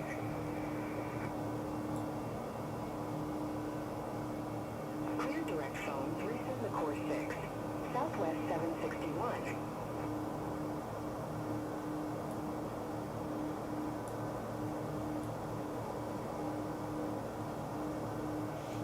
Right, so just waiting on 10,000 feet.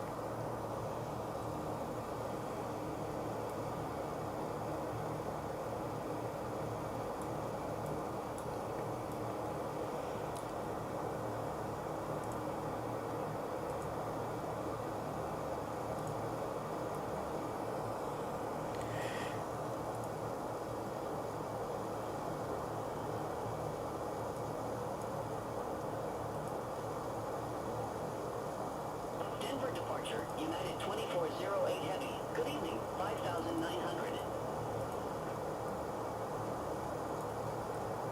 United 2408 Heavy, Denver departure, good evening. Radar contact. Climb and maintain flight. Yeah, looks like this is what we hit, right? The brown shit here. Climb and maintain flight level 190, United 2408 Heavy. So we have new altitude 6700 and 5728. Center on 125.905. Southwest 2106.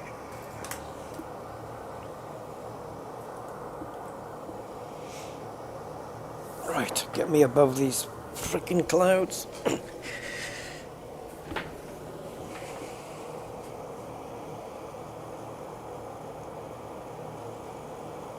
You can see the way the plane's handling.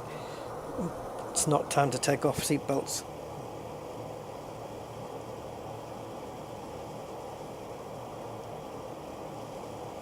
Stay till 28 feet under. Yeah.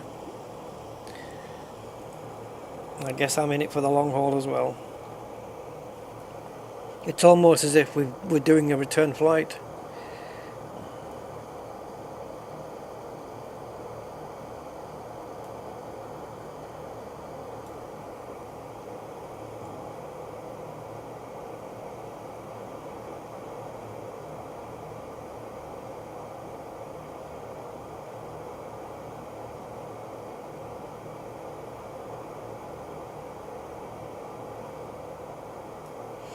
Just now waiting on 18,000 feet.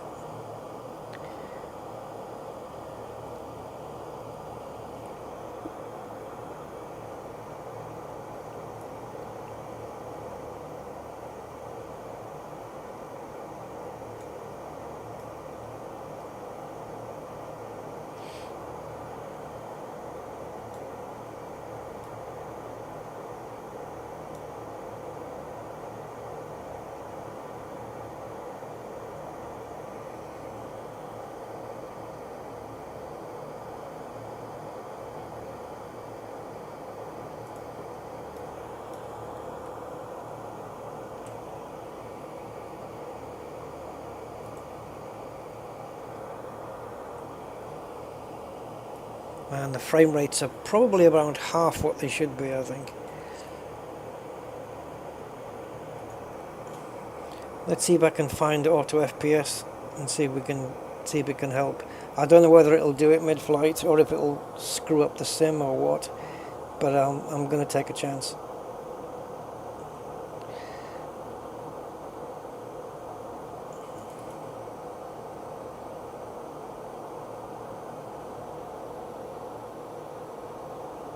Oh, there's a new version. Well, too bad.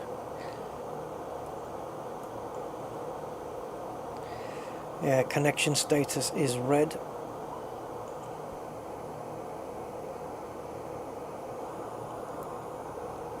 So it's not going to reduce my frames.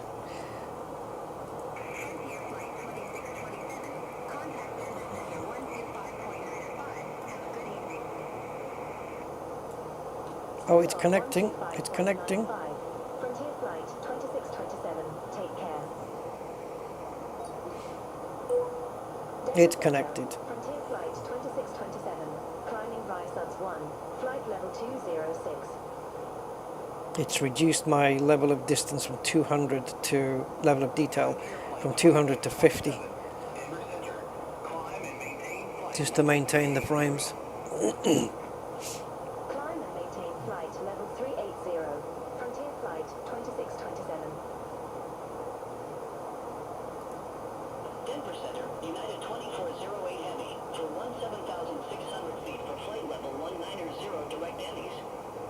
Well, we're 48 FPS. 2408 Heavy, Denver Center. Climb and maintain flight level 410. See how it works. See if it can keep the frame rates up by reducing detail as it needs. United 2408 Heavy. The thing is, when the frame rates are, are able to be kept up, it should increase the detail again. I've never seen any evidence that it does that once they drop. Maybe it does, maybe I'm looking in the wrong place.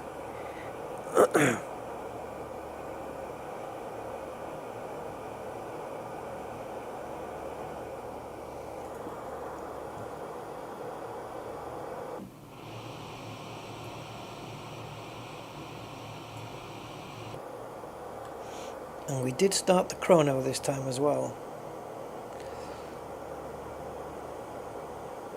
Denver Center, Southwest 2953, descending via Clash 5, flight level 188. So it's exactly the same. The ice was detected in the same way. 2953. Everything. Denver Center, copy.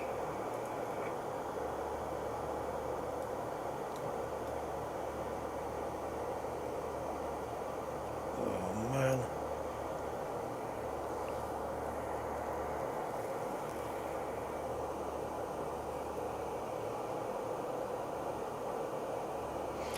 Right, I guess we just wait.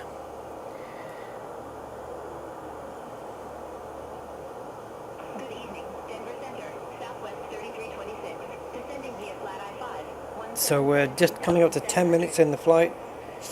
So 47 minutes remaining. Southwest 3326, Denver Center. Radar contact.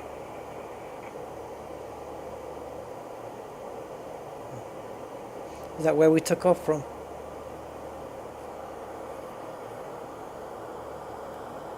I mean, how many large airports does Denver have?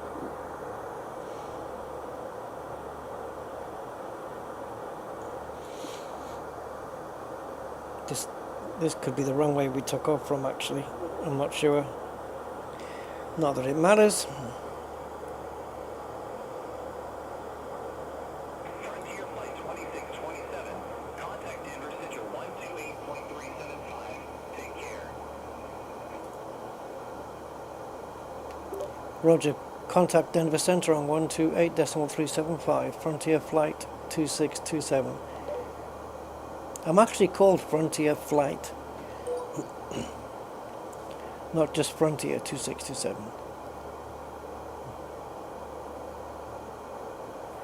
Oh, let me see if I can do this.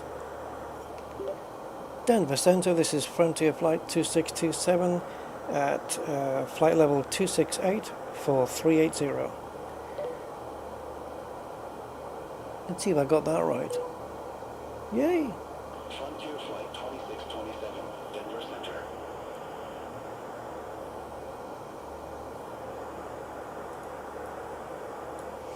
Going to hand off the responses to this one, since she's not doing very much. Ice not detected, just like last time. Get rid of the anti-ice, leave the probe heat on.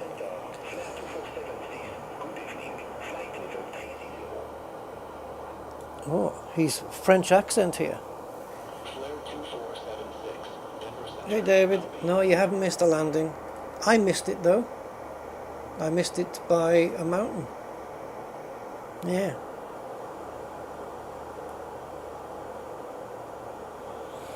Oh man, I could have been eating by now. I'm hungry. It's 5 o'clock in the morning and I need some dinner.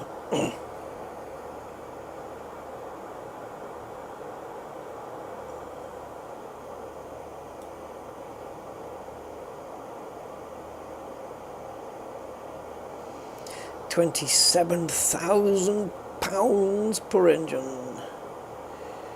Okay, is that a good thing? I don't know what that means, like pounds. I need a metric value.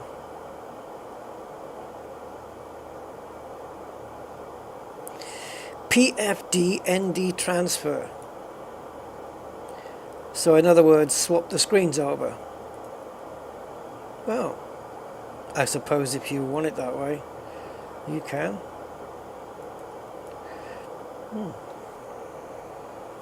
Why not?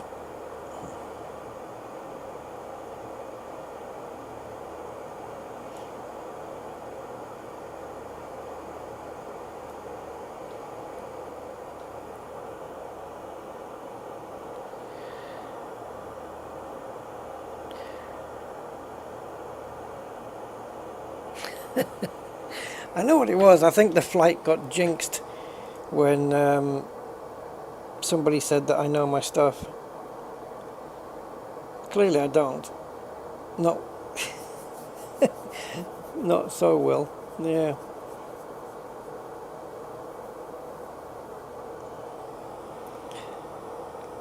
We should be safer this time because that flight plan should make us miss the mountain by a few feet. Yeah, a kilogram is 2.2 pounds, I know. It's just, I can't be bothered to do the maths in my head, you know.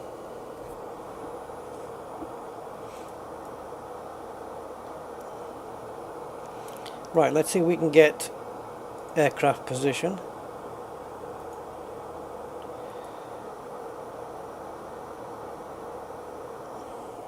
Does that just say Pueblo?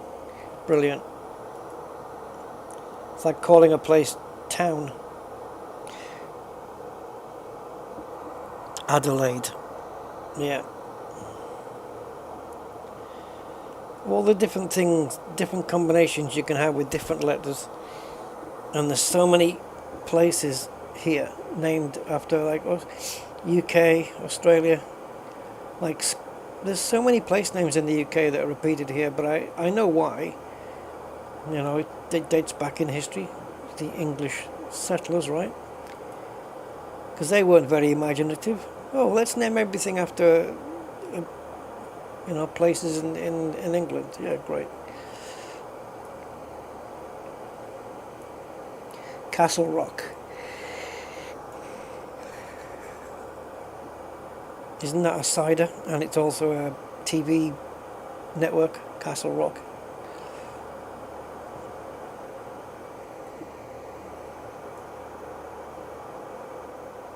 Ooh, the terrain level of detail has gone up in the background. It's gone from 50 up to 100. The OLOD, whatever the hell the OLOD is, overall level of detail, at 20. Eek.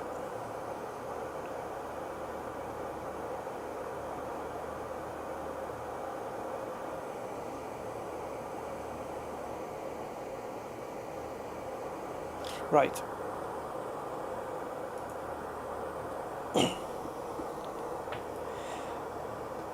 I think I'm going to put in, well, it is a bit early to put in the descent information.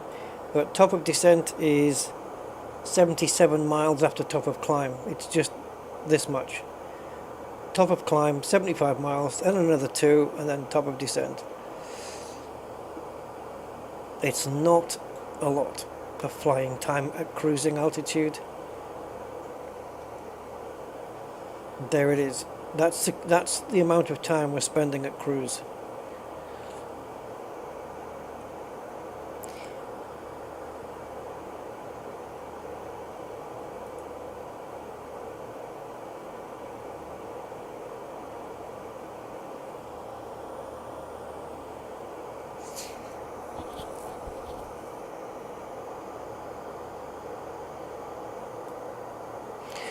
Now that I've set the chrono, of course, once we land, I'll forget to stop it.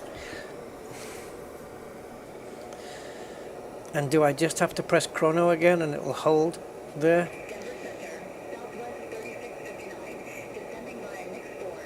I guess. It'll tell us whether our flight was quicker than what was suggested, 57 minutes, or whether it was a bit longer, or spot on time. Could be that.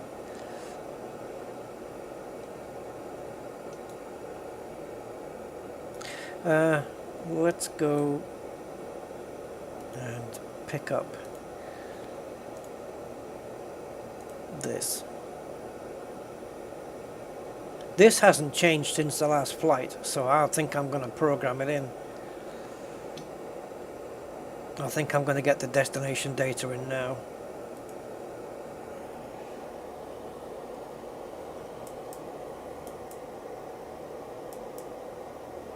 So QNH 3020, temperature 21, wind 240 over 6 knots, baro is 5728 and flaps 3. I think that's right. Yeah. So it might still come up and say enter destination data. I think it'll just do that as a matter of procedure, but it's already in, so as long as it hasn't changed, I think we're fine. Oh, the pillow box. Yeah, there you go. Why not? They should have a shop that sells beds and mattresses and call it the pillow box as well, right? That would be, yeah. Why not?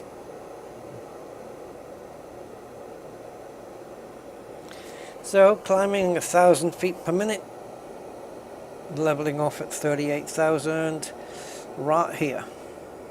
Let's zoom that in. So about 12 miles.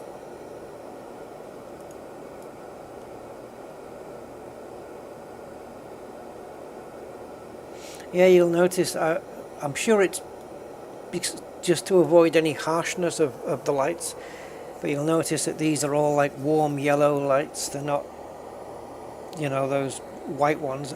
I'm not a particular fan of the white light, right? Like in a room, on my bedside light, for example, I have it these warm yellow colors. I don't go for the 6,500 kelvins. I prefer something like 2,500, I think it is, kelvins, the warm 2,700, I think it is, yeah. It's just easier on the eyes. It's not harsh like the white light is.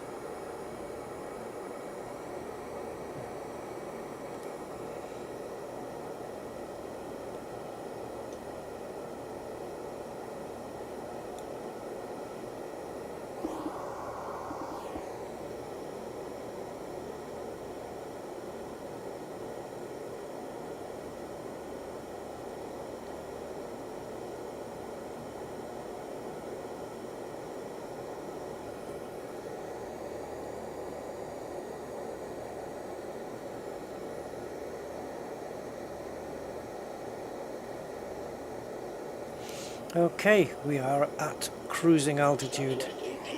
Finally.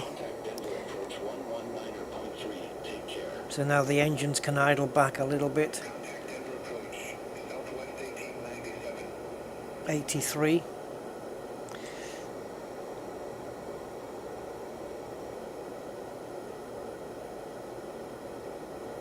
So the fuel flow now, it's not climbing. Man, we're using just a ton per hour. I think we used a ton just in takeoff and climb. But then again, we were at maximum thrust for a little while. Not for long.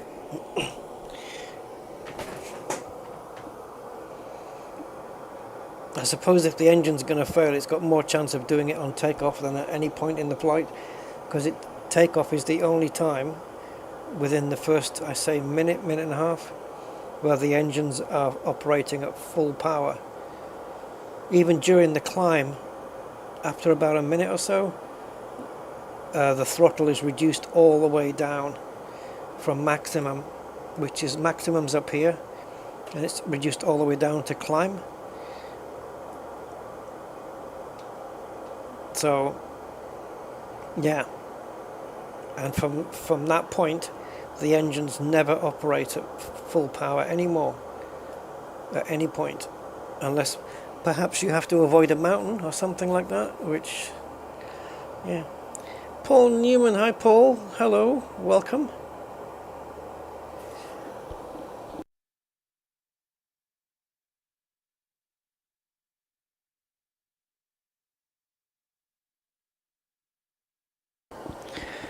Yeah, so it's about 10:40 p.m. here, where we are now, which is 6 hours behind. Wait a minute, UTC is 04. Isn't America behind though? UTC.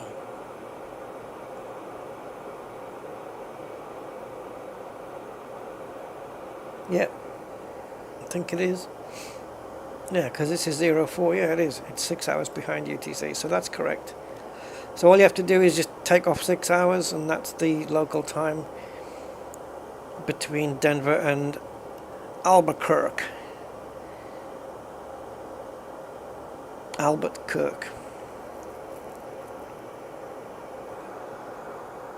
How's SU3 going for me? I've had a few hiccups with it. I think I'm going to have to uninstall it and reinstall again, because I think it's got stuck in this safe mode where I'm having to re-enable things that are already enabled. So it's probably best I just disable everything, and then with my add-on linker uninstall MSFS, reinstall it from scratch. When I say scratch, I mean just uninstall it as per Steam, uninstall button, and then press install again. All your bindings and everything, they all stay anyway, so you don't have to do all that shit again. Using, you don't have to go through your graphic options and stuff. It just keeps everything. It remembers. Probably on the Steam cloud or something. But yeah, I'm hoping that's gonna fix things, because yeah, it's not going great. The handlebar tool is not working for some absolutely bizarre frickin' reason. FedEx 1290 Heavy, contact Denver Center 133.4. Center on 133.4. FedEx 1290 Heavy. Take care.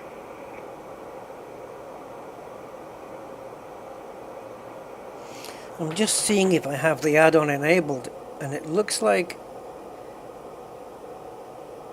Aha! Wait a cotton picking. Let me just see if it's enabled, because if it isn't, why isn't it? Oh, fuck. Okay. Let me have a look on the other side. Well, yeah, it's there. It looks like it's there. Yeah. It's in the packages community folder. It just seems like it's ignoring.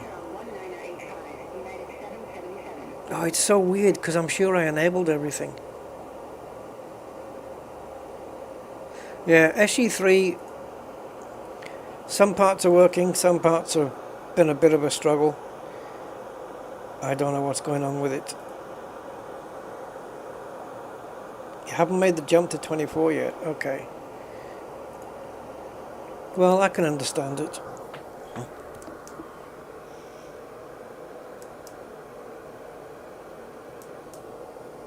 Oh, you guys can't see what I'm doing. I'm just answering another company message here.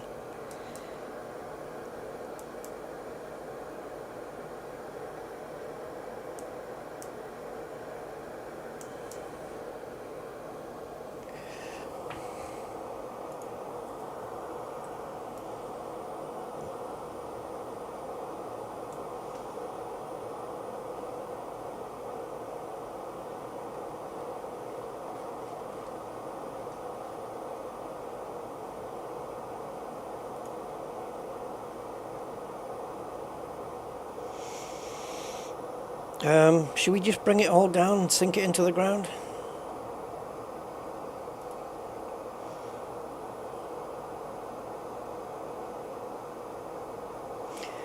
Might as well. And we don't have the glide slope or anything.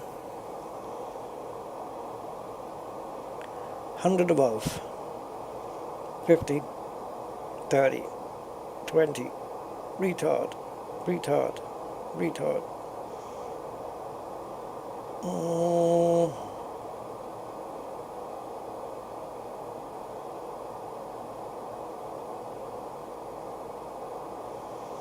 So the final point is what? What? 6700, as you guys in America say. Cranul. Okay, cranul. Okay. Cranul.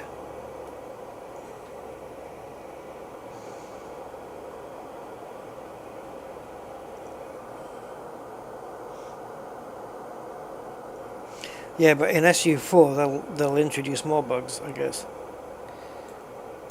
Thing is, I had an issue with this where, you know, on the well, maybe you don't know, because on the loading screen it starts off 0% and then it loads up stuff across with a progress bar.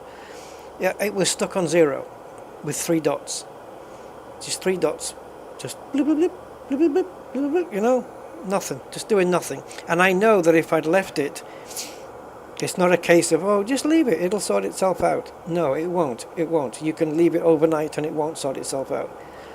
So when I launched it again, because I had to quit with Task Manager, it said, do you want to launch in safe mode? So I said yes, because I thought, let's see if there's an add-on stopping it, which is strange because it worked the day before, right? And it loaded up, and I thought, okay, cool. Obviously I didn't have the Fenix in because it's a third party. So then I came out of the sim, and once you come out of the sim and then go back in again, it's not supposed to be in safe mode anymore. But I guess this one was, and I couldn't stop it because I went into the marketplace and into my library, and it said all the community folder objects were disabled. Everyone.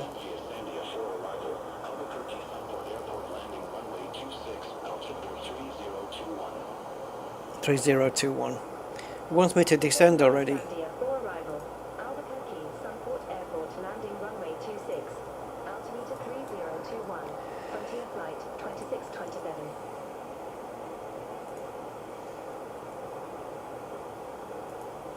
We were a bit more panicked last time, so I think I'm going to leave the descent for a little while. It's supposed to be here, but they've told me to descend now. So they've cleared me to descend, but I don't want to.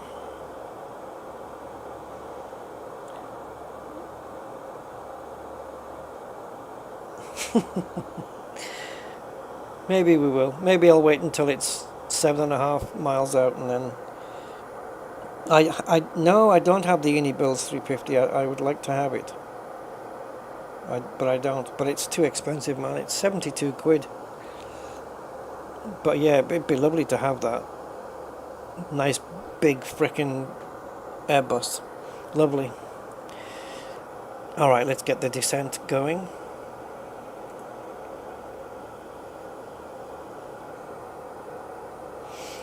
Yeah, well, I don't... Yeah, let's see if they do a sale. I mean, I don't know. It's expensive. I mean, that's more expensive than the PMDG and the Fenix, you know. When is Black Friday, though? And how much will they bring it off by? 10%? You know? It's... Yeah. Maybe one day.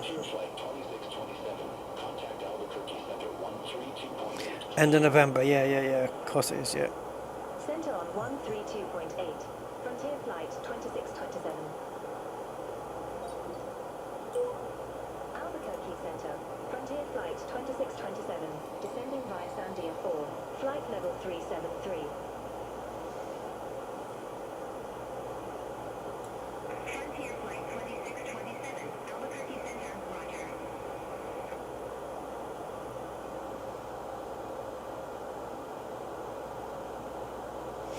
Over water equipped. Yes, we've got sunbeds, lilos, inflatables, and pedalos.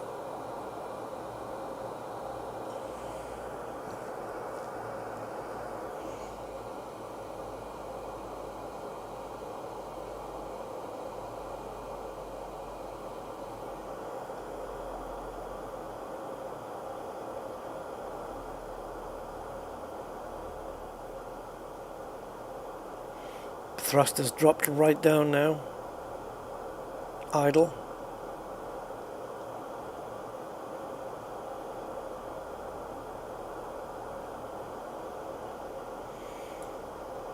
Okay, there's Albuquerque in the background. Albuquerque, New Mexico.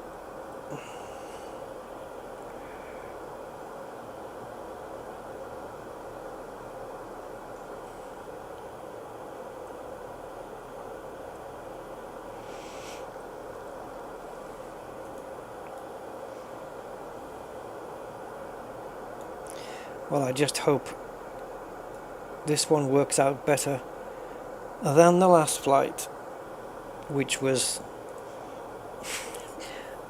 When was the last time I actually crashed an Airbus? It doesn't happen often. But I couldn't see. It was too dark. And it was telling me terrain. I guess I need more terraining. More practice. Terrain. Pull up. Terrain. Pull up. Nah, ignore that, guys. We'll make the turn. We're about to turn in a few seconds. We'll make it. Terrain. Pull up. Pull up. Terrain. Nope. We'll make it, guys. No worries. 90-degree turn coming up right now. Here we are. We're turning. We're going to make it, guys. Pull up. Terrain. Next thing you know, we became part of the mountain.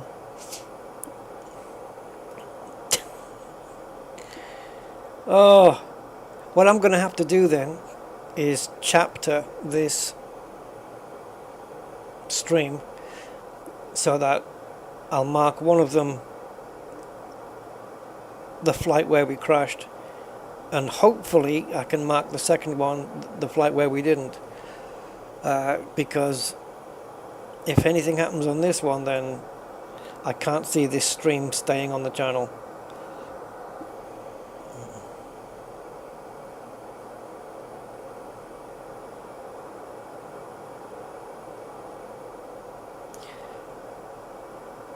Okay, just below 30,000 now.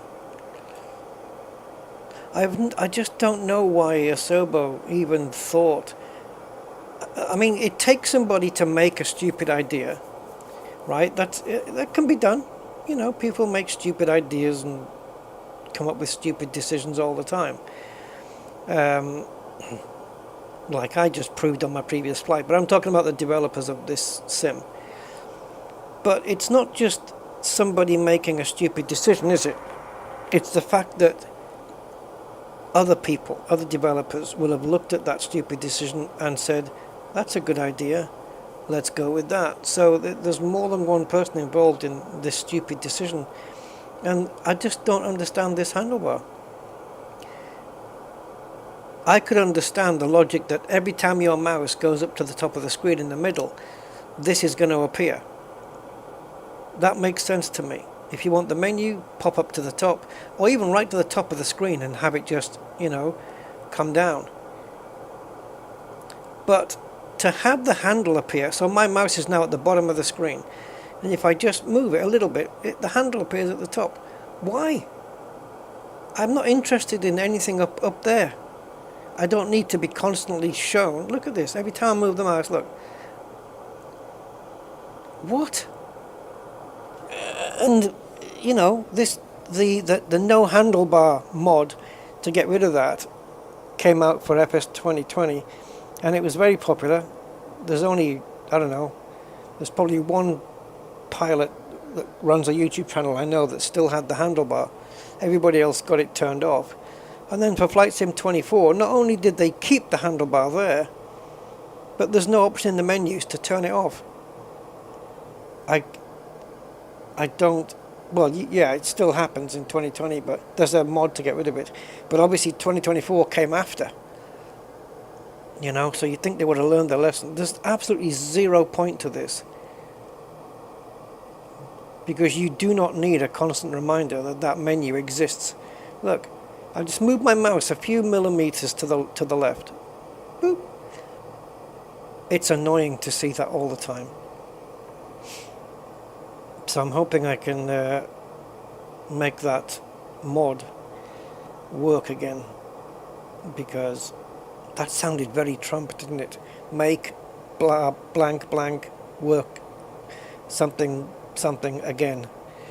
Make something something again. Ugh. Do me a favor. Did you oh,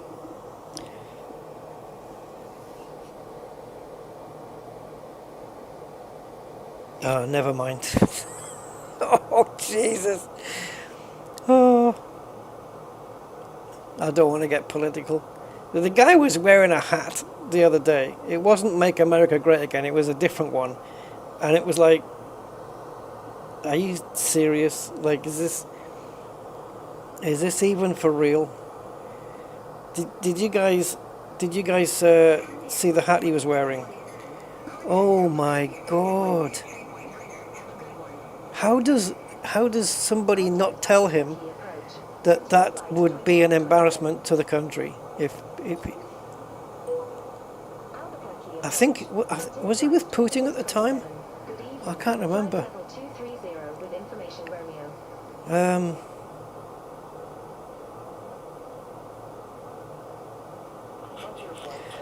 I think on the hat it said something along the lines of Trump, like he refers to himself in the third person, like Trump.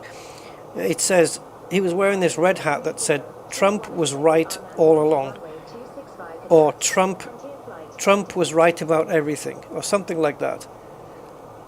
What?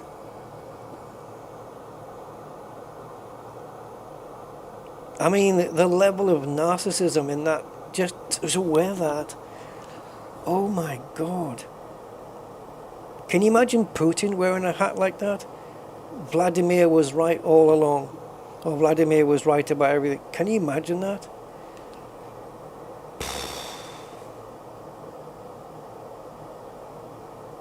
It's like it's a cartoon.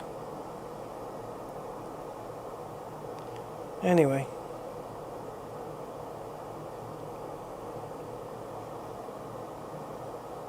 Yeah, I think I just saw it on a... No, it wasn't a photo, it was a video. It was a little clip of a video I saw when he was talking about something that... Instead of talking about the subject at hand that he was meant to be there for, he was talking about something that he said that was correct. I don't know. He claimed himself to be correct on something.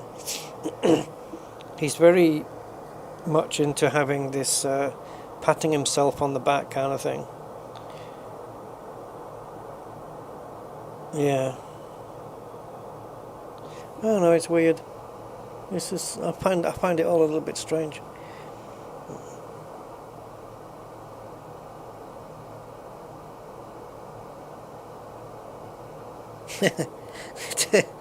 Oh, well, it's not really funny, but he was talking. Oh, I know what he was saying.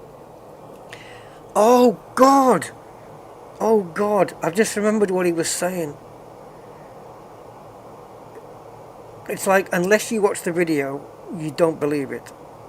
But he actually he was showing the crowd of journalists and stuff a photograph of himself and Putin posing together.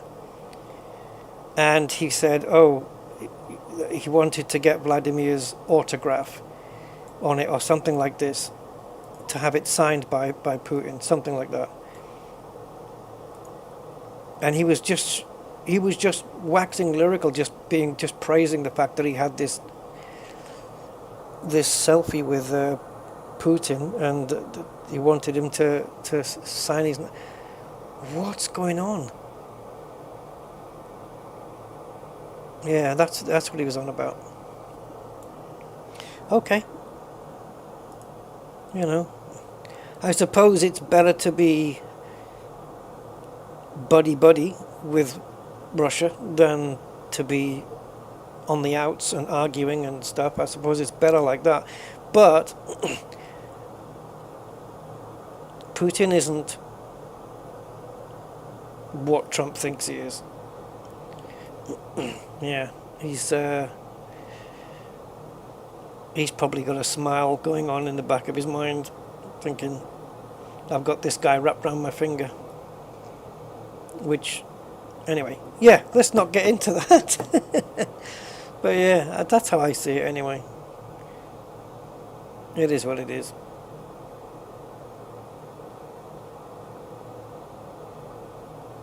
And there's not a...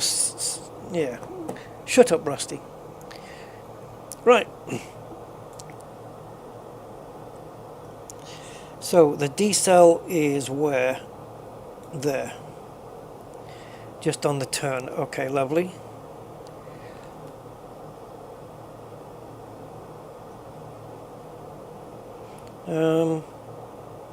Yeah, I think we're fairly well prepped. 15,000 feet. There's Albuquerque. And last time we saw the airport really close to us, didn't we? When it felt like it should be a bit further away, but it actually, no, that was the correct runway. Or the correct airport, sorry. Welcome to the Hotel Albuquerque. Not seeing the runway quite yet.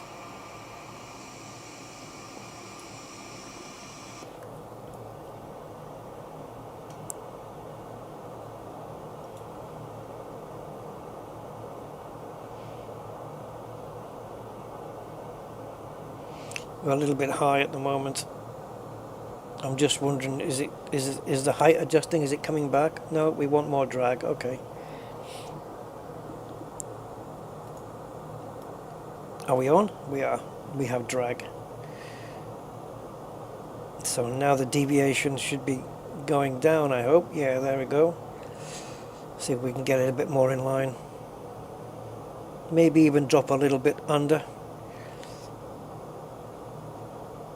that green ball.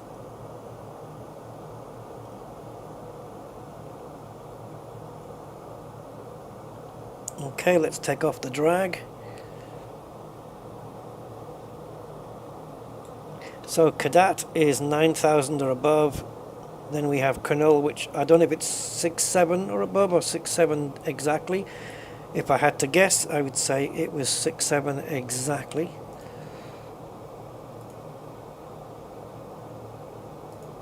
Oh my God, Look at this. I'm clicking like 16 times and I'm getting nothing out of it.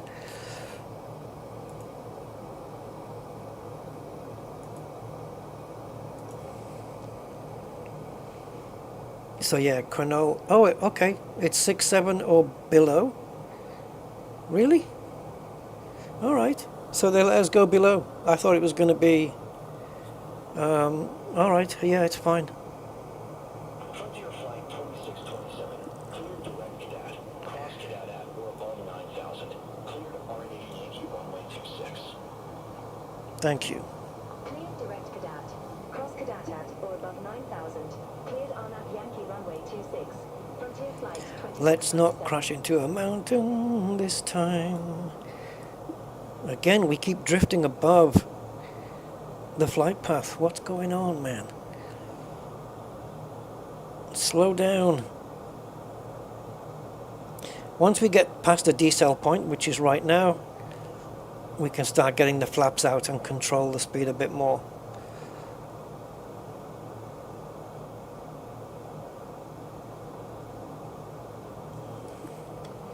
Okay, flaps 1. Oh, did we do... Yeah, I'm not bothered about you. Did we do the thing? We did. Not. There we go. That's only because I put the flaps out a bit early. There we go. So 230. There is our mountain right here.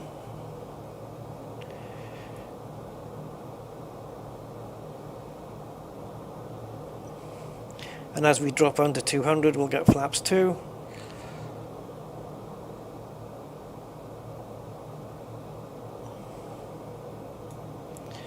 Let's get the landing system on. Okay, we're at 220. We need to drop another 20 knots. Albuquerque's all lit up.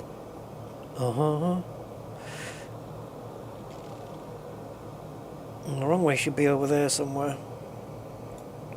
Is it? Yeah.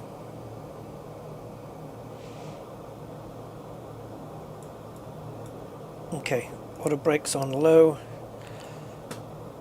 Hopefully won't need the speed brakes anymore, so we'll arm that.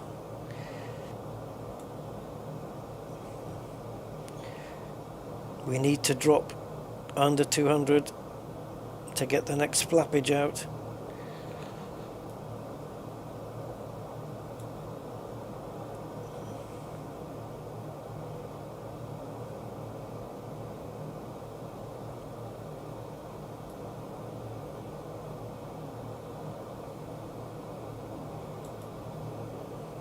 I hope I can do this.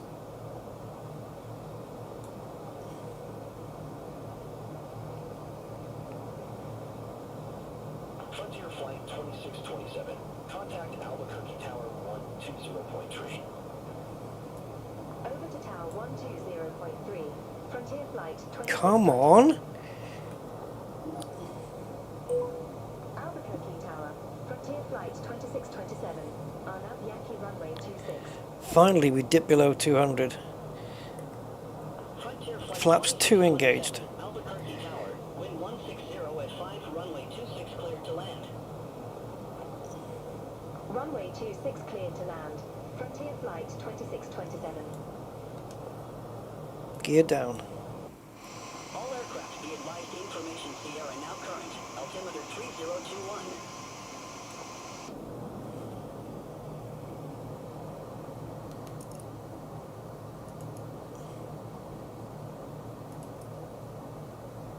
Terrain ahead. Don't give me that crap. Terrain ahead. Don't you even think about it. Terrain ahead. Terrain ahead. I know, and we're going to avoid it. So just chill. Approach mode armed. And flaps 3.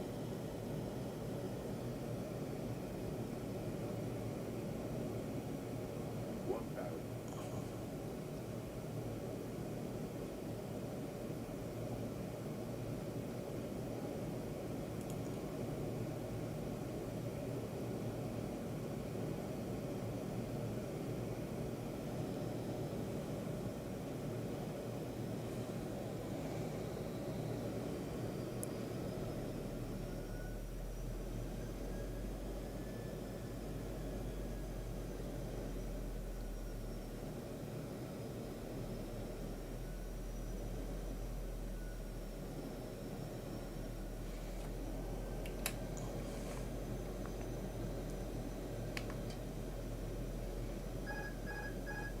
I have the plane.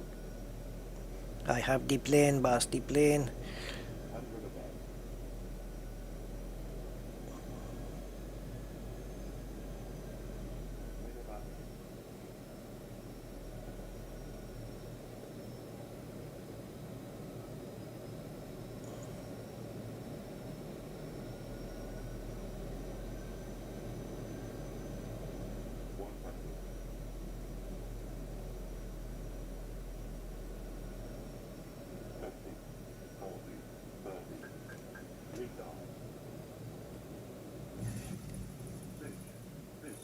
A little bit.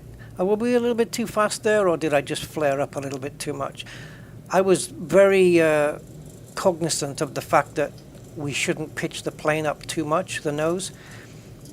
So I was very conscious of not doing that. But it looks like it did anyway. It doesn't matter. We got down. Frontier Flight 2627, exit right at Mike. Exit right at Mike. Frontier Flight 2627.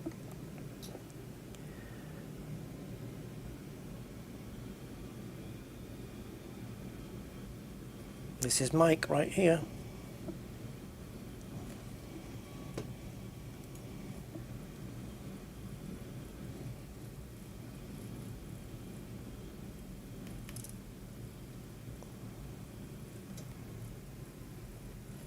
Now I think that's turned off more lights than I would like. Frontier Flight 2627, contact ground 121.9er. Okay, let's get the flaps in.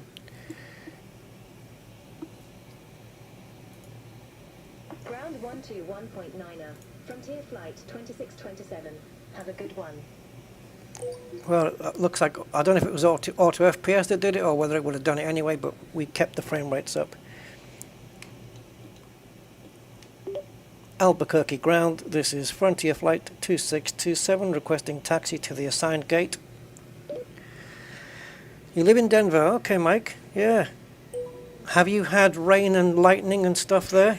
Because we did. 27, gate 7 taxi via Mike, Echo. Hold short runway 35. Roger, taxi to gate 7 via Mike Echo, holding short runway 35, Frontier Flight 2627.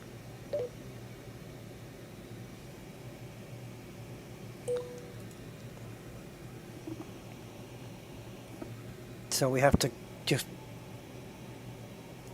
taxi up until we get to the runway.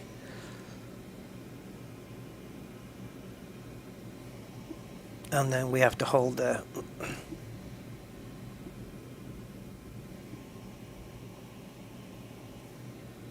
Okay. Oh, welcome to Albuquerque then. Albuquerque International Airport.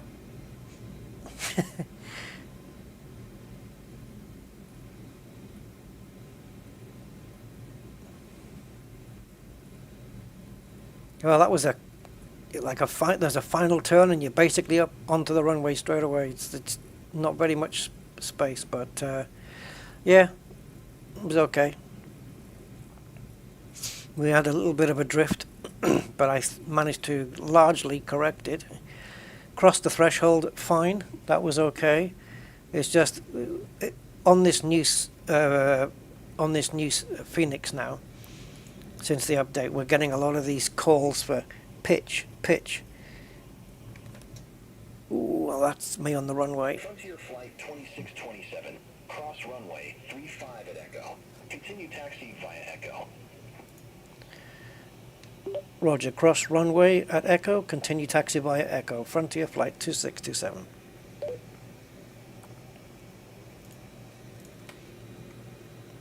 Negative, cross runway 35 at Echo.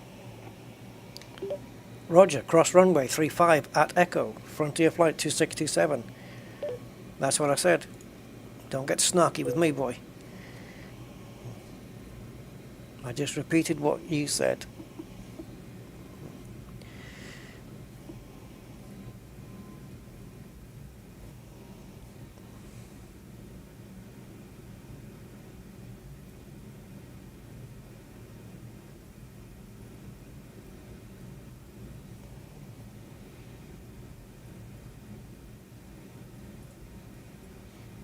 So the taxi light that we've got lit up is supposed to light up the center, that yellow line. That's exactly what it's for. It just lights up the middle of the plane there.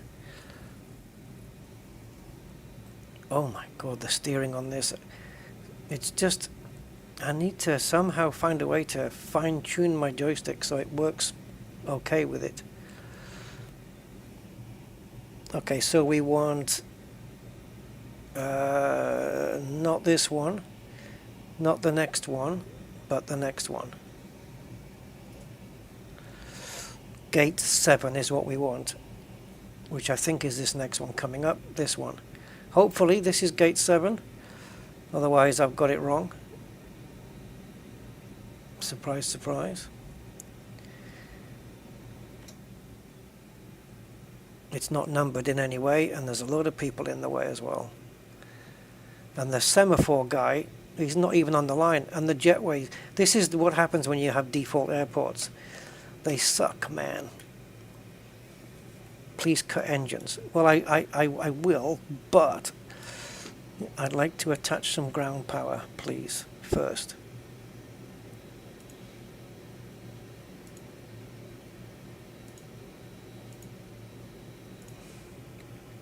Rather than put the APU on, we'll just go straight there.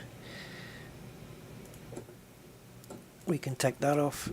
I think I just put a sun visor down and kill the engines. Did I put your sun visor down? I did. I'm sorry.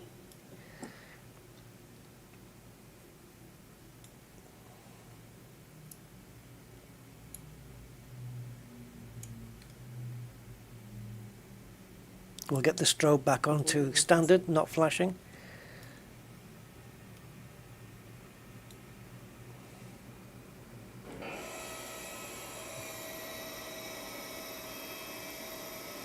Is that jetway actually going to position itself correctly? Oh, it is. Oh, well done. And is this glass? Can we see through this? It looks like it. So we might actually see people deboarding. Well, geez, man. Geez, Louise, and all that stuff.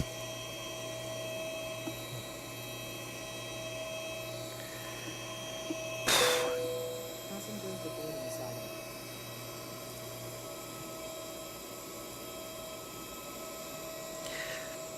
They keep attaching stairs to the rear, and I don't know why they do it. Right, wait here. I'm going out to check stuff. It doesn't look like we've got any passengers, does it? But they are there.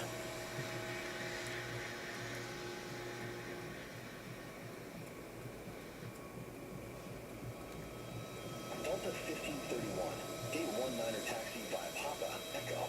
Hold short runway. I do have the brake fans on to keep them cool. I was doing that all the way through taxiing, 19er via Papa, Echo. just so that they wouldn't overheat.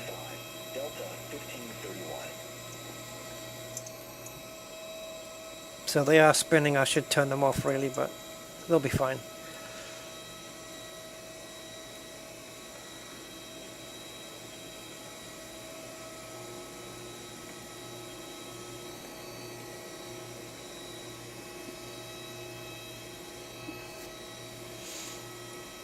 Should I pull the power out? I can. I just pull it. Bing.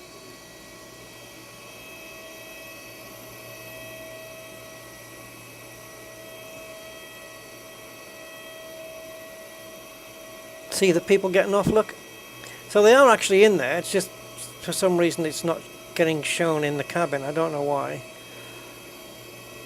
Oh, can I get on that? Oh, I wonder if I jumped on I'd get a lift up. I don't think so. There's the fuel.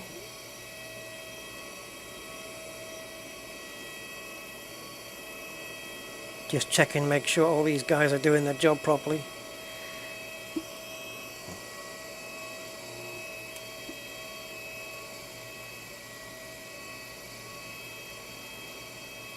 Yeah, Airbus puts all your baggage into these skips Whereas on the Boeing, they lift out the suitcases one by one, don't they? Delta 1531, cross runway 35 at Echo. Continue taxi via Echo, Alpha. Cross runway 35 at Echo. Continue taxi via Echo, Alpha, Delta 1531.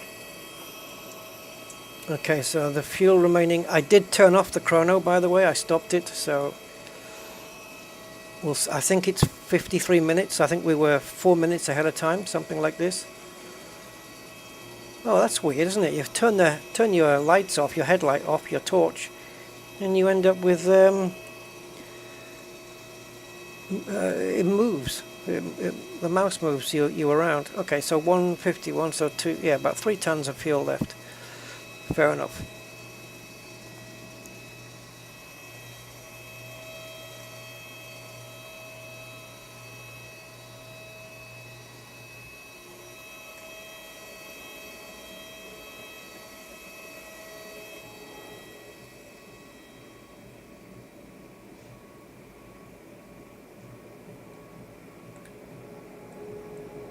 Flyfrontier.com. More choice, more perks, more savings, and a little doggy paw look. Oh, it might be a tiger actually. The shading is very bad, isn't it here? There's no colouring on anybody. What if I put my little torch on? There you go. How weird.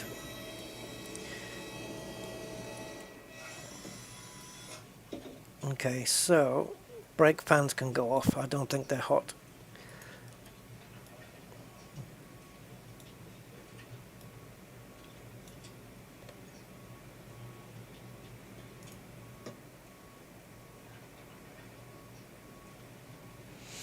Well, thank you for flying Frontier.com.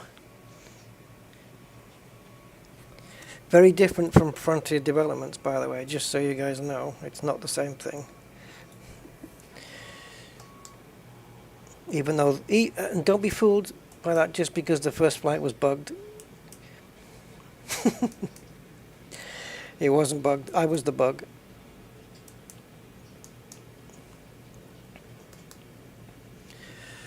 Oh man, terrain. So that must happen in reality then, if you're flying in on an RNAV 26 approach, runway 26 approach, using that star. It must do the same thing in real life, where you get a terrain warning. But of course, pilots are going to be used to that, right? They're going to be absolutely used to that happening. So.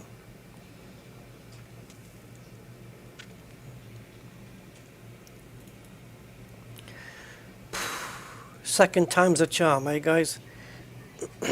And the stream is running now for 3 hours 20, so to think we did essentially both of those flights in 3 hours 20 minutes, it ain't too bad. Jeez, look at that terrain though, right?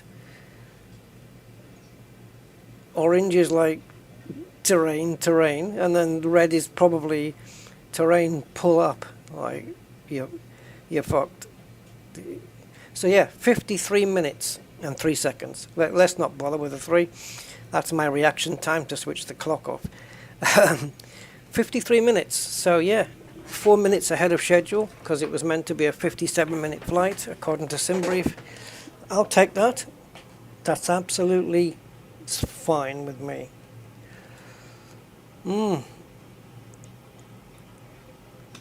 Do we see people on the jetway then getting off? Yeah, you can just see them go through here. Just keep an eye there. You can just about see them. There you go. There you go. See them? There you go. There we go. Oh. We hope you had a pleasant flight flying with Frontier Airways. Ding, ding, ding, ding.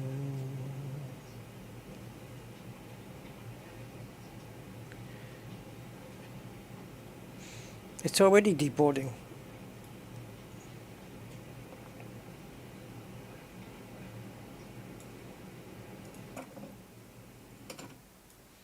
Noisy lot.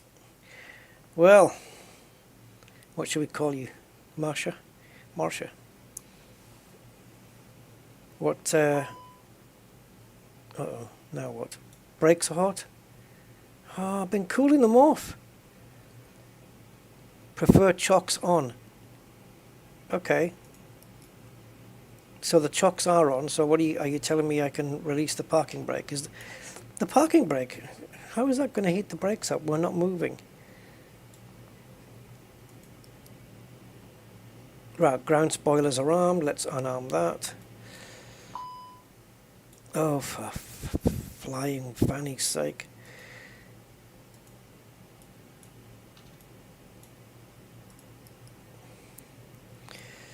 Brake fan is on. Flaps 3 is still set. Oh, you're going to get that fish finger sandwich with ketchup? Yeah, go for it.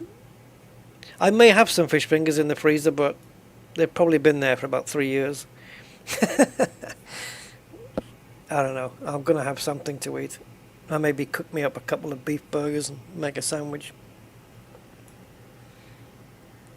I'll figure something out. Oh yeah, with ketchup. Yeah, you've got to have fish fingers with ketchup, haven't you? Not too much though. Don't put too much on. You need the fish finger taste more than the ketchup taste. Yeah. Well, guys, thanks for sticking with me, those who did. And yeah, I messed up on the first flight. I made mistakes, but it's good. Making mistakes is good because it's a way to learn and improve. So I messed up initially on choosing the incorrect star to come in on. I just picked the Zulu one instead of the Yankee. I always seem to pick Zulu. This time it actually made a difference which way it was, because one was approaching from if you were approaching from the south, one was if you were approaching from the north, and I chose the southern approach. Yet we were approaching from the north, so it was the wrong one. So I learned about that. So I have to be more vigilant about which star to pick the correct one. But normally SimBrief does it for you. This is the thing. But what SimBrief doesn't tell you is whether to pick the Yankee or the Zulu approach. It doesn't tell you that. And both Yankee and Zulu both had the same waypoints on them.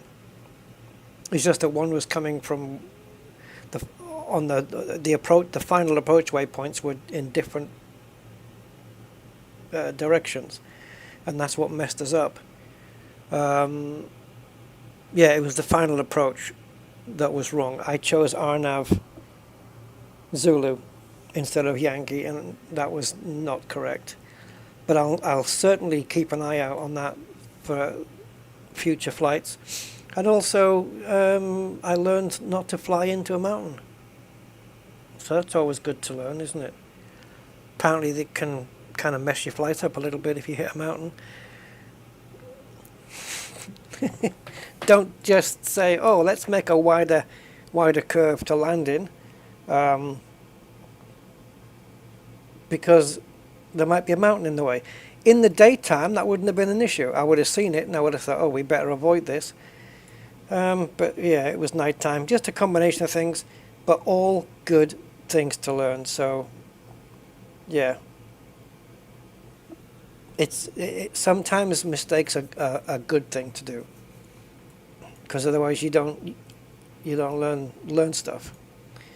Yeah, that happens in a lot of games, particularly sims, even like with sim racing. You know, you go the wrong way with a setup, and you think, oh Jesus, that didn't work, and then you go another way, and then, oh, that's better. The car feels better, and then it's just all learning. It's just all experience, and just because I most of my flights turn out okay, it doesn't mean that I know enough. It doesn't mean that at all. So this is good. Yeah. But I was a bit miffed because it was right at the end of the flight, and hitting a mountain wasn't part of the plan. So I could have just quit and said, screw it, not going to put the stream up. But I didn't. I just said, well, okay, let's fly it again. It's a 1 hour flight. We'll do it again. And that's what we did. Starting. Alright, there you go. The second flight worked out. It was pretty good. Landing was decent. And it was, yeah, it was another landing that didn't have a glide slope, didn't have ILS. The plane wouldn't have been able to auto land or anything. So, still got it down anyway. Very nice. Alright guys, thank you for being here. I'm going to go and get something to eat, and I will see you next time. Until then, thanks a lot, and bye-bye.